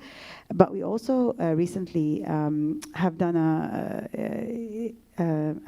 used a data process mining tool to actually map out all our business processes. Because one of the major issues that you have in a company this large is that the knowledge is usually retained in someone's head. Once they leave, that information departs with them. So we have just recently done a proof of concept with one of the applications that go and sit on top of our own applications, and then mines the data. It actually gives you a lot of the, the main process and then the variations. And for one of the processes, I think we did it over 3 or 6 months, we found out that the users are using it quite differently. Like we had 66,000 variations to the process, which was mind-blowing. So using those kind of technologies to find out gaps and in the way the users are using the systems, B in terms of the turnover in time, provides the executives with quite a lot of information to assess and decide where best to put their efforts to get the low-hanging fruits from their workforce. So I think having those tools and technologies have enabled people to potentially make better decisions as to where to put their effort, rather than just blindly say, oh, this process does not work, let's just invest a lot of money and effort in fixing it. So I find that technology as it advances will give us a lot of insights as to how the organization as a whole can operate in a more effective and efficient manner. And look, looking at the time on my computer here, I realise that things always run a lot longer than you think, and time's almost run out. I just wanted to zoom out just finally here with the focus on the sort of broader economy and some of the things that we've been talking about at the summit today. Obviously, the government has got a jobs and employment summit in Canberra this week, where people are looking to talk about some of the issues facing the future of employment. I haven't heard much talked about automation in that sense. How do you think the advance of intelligent automation is going to have a positive impact on the employment landscape in Australia? And we'll start with Gordon there, and then go along the other two of you, and then we'll call it a day. So I think we've touched on this a couple of times, but I think the reason why it doesn't feature in the conversation is because it's an expectation of the younger generation that that automation will exist, because they're growing up. They're growing up with all the technology on their phones. They're growing up with things essentially driving forward. So you end up in a situation where, if you're not careful, and I know that there are a number of organisations in WA that have had a revolving door on recruitment, because a young person arrives, sits in the chair, gets their first task, and then gets up and walks out the door. And they're saying, well, I'm not doing that. That's stupid. So I think the challenge for all of us, I think, in the industry is to quite quickly and rapidly catch up with what the expectation of the new workforce is going to be. Because now what I see happening in my own household is my children are actually starting to tweak my expectations of what I should expect at work. They look over my shoulder, look at what I'm doing, and what are you doing that for? So I think that's the reason why it probably doesn't feature, is because it's an underlying assumption that's going to come back to bite a lot of organisations if they don't start to take it seriously. I agree with that, but I also think that there's a lot of misconception about automation, because people associate automation with redundancies, and I think potentially that's a very it's a two-way street. It's better for the employer, but not good for the employee. So I think also there's also a misconception of how bots can operate as humans in the organization. And I think there should be a lot of potentially research on organizations that have already done that successfully, and do lessons learned for the government and the government agencies to see how can they use bots to supplement the skill shortages that we're currently experiencing, and most likely, as previous speakers say, will experience to 2030. So that's my take. Daniel? Sure. I'd like to have a working microphone. There we go, it's working. All right, just caught up with me. I'll maybe ask the question back to you, if you're able to shed any light as to what they think the answer is, if it's not some form of technology, automation, because I don't know if there's a plan to sort of just have a whole bunch of new people arrive in the workforce from another planet or anything. But is there an answer to that? Because I'm not sure whether there is, other than automation. I don't think journalists ever have the answers. We ask the question. And in terms of what I think a lot of the people in the tech industry want is more immigration at this stage, and I'm talking wondering about whether there's a different way. Yeah. Well, I definitely think that automation has its place as a partial answer. I think RPA is a partial answer to that partial answer of automation.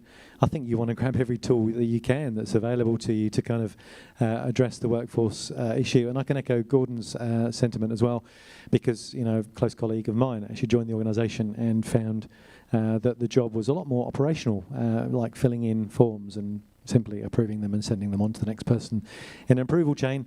And they decided that this was not an organisation that they thought they could advance their career within, so decided to walk out the door. And I think that is going to become, unfortunately, a reality if organisations don't catch up with that. And I think there's plenty of opportunities to grasp within applications, outside of applications, using RPA. There's a myriad of technology available, and if we look back at the last 200 years of the Industrial Revolution, what have been the greatest advances? Generally, I think it's been technology of one form or another, whether it's the spinning jenny in the 18th century, or whether it's steam locomotives in the 19th, or electricity and the telephone in the, in the late early 20th or late 19th. I'm not sure about that one. So yeah, technology I think has to play a part. Well, thank you very much. I won't try and turn the attention on the audience for any more questions, given that A, I can't see them, and B, I've already run over time. So thank you very much, Mary, Gordon and Daniel, for stepping into the panel, and also to Mohit for having me involved. And congratulations on a great event, and I look forward to dealing with you many more times in the financial review. And please join me in thanking our panelists. Thank you, Paul. I'll just have small gifts for you for both. I think I know it's quite funny to have toy as a gift, but I think as an adult we learn a lot when we become a child, and in a team we learn a lot when we play with each other in the team spirit and come to an outcome which is not judged by a KPI. So not everything in the corporate world should have KPI. And we are working from home for last 2.5, 3 years. So when you want to come physically to the office and you have some fun time, I think people remember that for long. And when you're building a bot for a process, I think it gives you a different flavor when you are closely knit team to work together. So that was the thought process behind it. Instead of getting a wine bottle to make you feel like a philosopher, I better make you feel like a kid and learn a lot. This was my thought process, and I hope you liked it. I think it's quite insightful, actually, Mohit, because as you know, I gave up drinking a couple of years ago. So this is far more valuable. Good. And I think I'm already thinking. I've got a 13-year-old who thinks she wants to be an engineer. I've got a 10-year-old who's just participated in ECU's Tournament of Minds for critical thinking. So I'm already thinking that I'm going to start to get schooled at home with this gift. So I will let you know how that goes. Sure. And I think it's a small judgment. I do have 2 kids, and if our kids are not progressing better than us, then we are something wrong at our end only, not their end. So there are 100 pieces of this puzzle, and I'm definitely sure that the kids will do better than you. Nothing to I just want to know how long it takes you to build it. But again, I think I really thank Paul, yourself, Mary, and Daniel for your insightful answers to all the panel. I really enjoyed. I think we all really enjoyed asking questions and learning from that. Whatever age we are, I think we have to learn. And this summit is aimed to learn, educate, not to sell anything. There was no sales pitch from me or any partners today. I think we're all here to educate, even the speakers. So thanks once again for your help.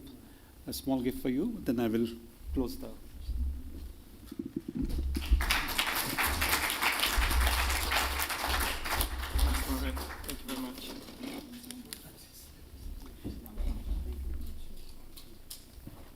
So a small vote of thanks before we start. Go ahead and have some drinks. So I will not be long there.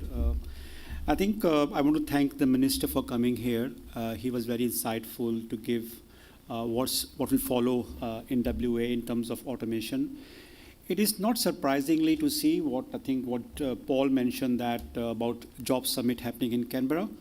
And when we started doing automation 8-9 years back, we were having a lot of resistance from trade unions, labor government, and now you can see the change in the mindset where labor government is opening up automation and AI centers for innovation.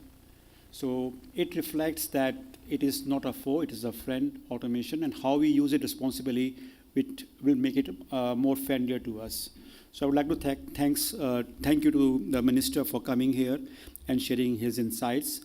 He was quite, I will say, approachable when he went meet out all the partners, all the people who are present here, understand their journey. And I'm very confident that he will reflect that and give some positive outcome to the industry as such in WA. And hopefully when he joins or becomes a minister at the federal level, he will remember our Mindful Summit also. So thanks to him, thanks to MLA Yas Mubaraki. He's a friend of mine, and he was the one who was instrumental in me getting to the minister. So I would like to acknowledge his friendship and also his help and assistance to get me to the minister. And he's been quite patient for the last 2 years. Because of COVID, we couldn't have this event, and he was happy to get this thing done. Then I would like to acknowledge all the speakers who shared their insights. Of course, they were quite cognizant of their confidentiality requirement of the organizations. We respect that too. And nothing will be disclosed to anyone of any financial matters they have disclosed here. And I don't think anybody has talked in financial terms, but it's all positive ROI they have achieved. We feel proud that we have clients and which are getting the positive ROI. There are a lot of instances of RPA being failed. I think it's not RPA being failed, it is the cost of automation which has made it failed.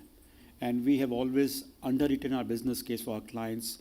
And of course, they are very mature clients. We really enjoy working with them. And what I have learned in my journey in this space is that the more mature the client is, the more you enjoy working with them, and they will get the benefits.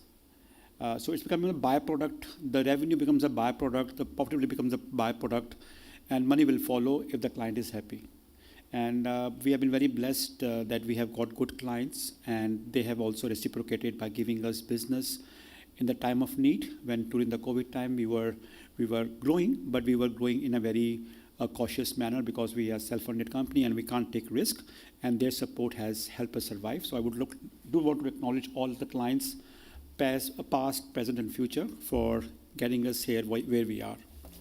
Then I would like to thank you, our partners. Again, in alphabetic order: Automation Anywhere, Fathom, and UiPath, Verkato, Amelia, Unifor, SAP. I think I've covered all. If I've left anyone, my apologies. And they have, so we are not an event management company. We don't we don't make money from doing events. We have no agenda to promote any particular partner. We are here to use them to educate the market, which will give them business going forward automatically. So we have no intentions to make money from the event. I will be very transparent to you. They have given us money, but bare minimum to cover some part of the cost. Some part, we are investing in it, and we want to do it that manner because we want to educate the market. Responsible automation is something which will catch fire like ESG has done 5 years back. And when we started doing RPA 9 years back, we started with educating the market first, and rest is history. So I think I would like to acknowledge partners like Automation Anywhere coming from Melbourne, Andrew Foote and Karan, and then from UiPath, Carlin coming from Brisbane, Amelia, Andrew Winlaw coming from Sydney, from Fathom, Jonah coming from Sydney, and Austin coming from Melbourne, from Mercato, Vera and Victoria coming from Sydney, David coming from Melbourne. I hope I have not missed anything, but again, looking at my age, if I miss something, I think please forgive me. So I think these show the commitment from the partners that they want to come and invest. And I feel honored that they have taken this step and come here and invest with us to educate the market. And this is not only helping WA market, but also it has been streamed globally. So I am very hopeful it will be a beneficial outcome and ROI for them in long-term perspective. I would also like to thank, from the speaker perspective, Eric coming from Sydney, taking time out, late flight, of course missing the family and going back to tonight again, so less sleep. So thanks again, Eric, for coming here. And I would also like to acknowledge my partners like Ritz Carlton, Geo, and Ida for being patient. We booked this place last year in July event, but we couldn't do it because of COVID, so they were patient, and they helped us this year for this event. Then from Encore to telecast this globally, so I would like to acknowledge Adrian, Mark, Mitch, and Jared, who were able to telecast this stream live. I was very stressed last evening because there was no link sent to anyone, but I think I'm getting old, so they were quite young to get me on my senses back that, okay, they'll be making sure that it's live on time. So, of course, we have small glitches, but again, I think we require to have some salt in the food to make it much more enjoyable. Then, last but not the least, my team. Last year in September 19, when we had an event here in Perth, about 8 people from Mindfields flew from different part of Australia and other part of the world for the event. We had in Hyatt, and we had about 32 people coming to the event. This year we have nobody flying out from anywhere, so because of travel restrictions and passport issues and all these logistic issues. So only I traveled from Sydney, and this year we have about 70 present today in the event, and about 150, 125 virtually. So we have 5 to 6-fold number of attendee today in the event, in the summit, but less people, less team from our side. So I think it means that we have worked a lot much more harder this time. So I would like to acknowledge the effort done by Saiba and Huzan from my team in Sydney and India, respectively. Saiba from Delhi and Huzan from Sydney, and Husni and Ankit here in Perth, helping us sort out all the logistic and helping me to set up the stage and everything. I would also like to acknowledge Anita, who is helping us from Pinnacle. And I would also like to acknowledge Pradeep and Amrita from Critical Age, who are working for us for last 2.5 years, and for this event particularly going deeper and helping us to make sure that from marketing perspective, it goes well, liaising with the partners, and also Inbound Mantra for making the HubSpot and all the website issues in order. So it's a very big team effort, and thank you to all of you coming here, sitting here for last 3 hours, and I think I need a French wine now. So, so thank you very much, and I think the words don't reflect the gratitude I have for all of you and all of my team members and partners being present here. So thank you very much. And I hope that we also have the same event in Perth. Perth grows for us. It looks like a small city in terms of commercially, revenue-wise for most of the partners. But I think it's the most smartest city in Australia because they go through a lot of seasonal up and down. So all the Parisians and also the resilient mindset they have got, I think they're one of the smartest cities. With due respect to Sydney and Melbourne, I do have clients there also, so I will acknowledge the presence of my team members and also partners and clients and all of you being here today. Thank you very much.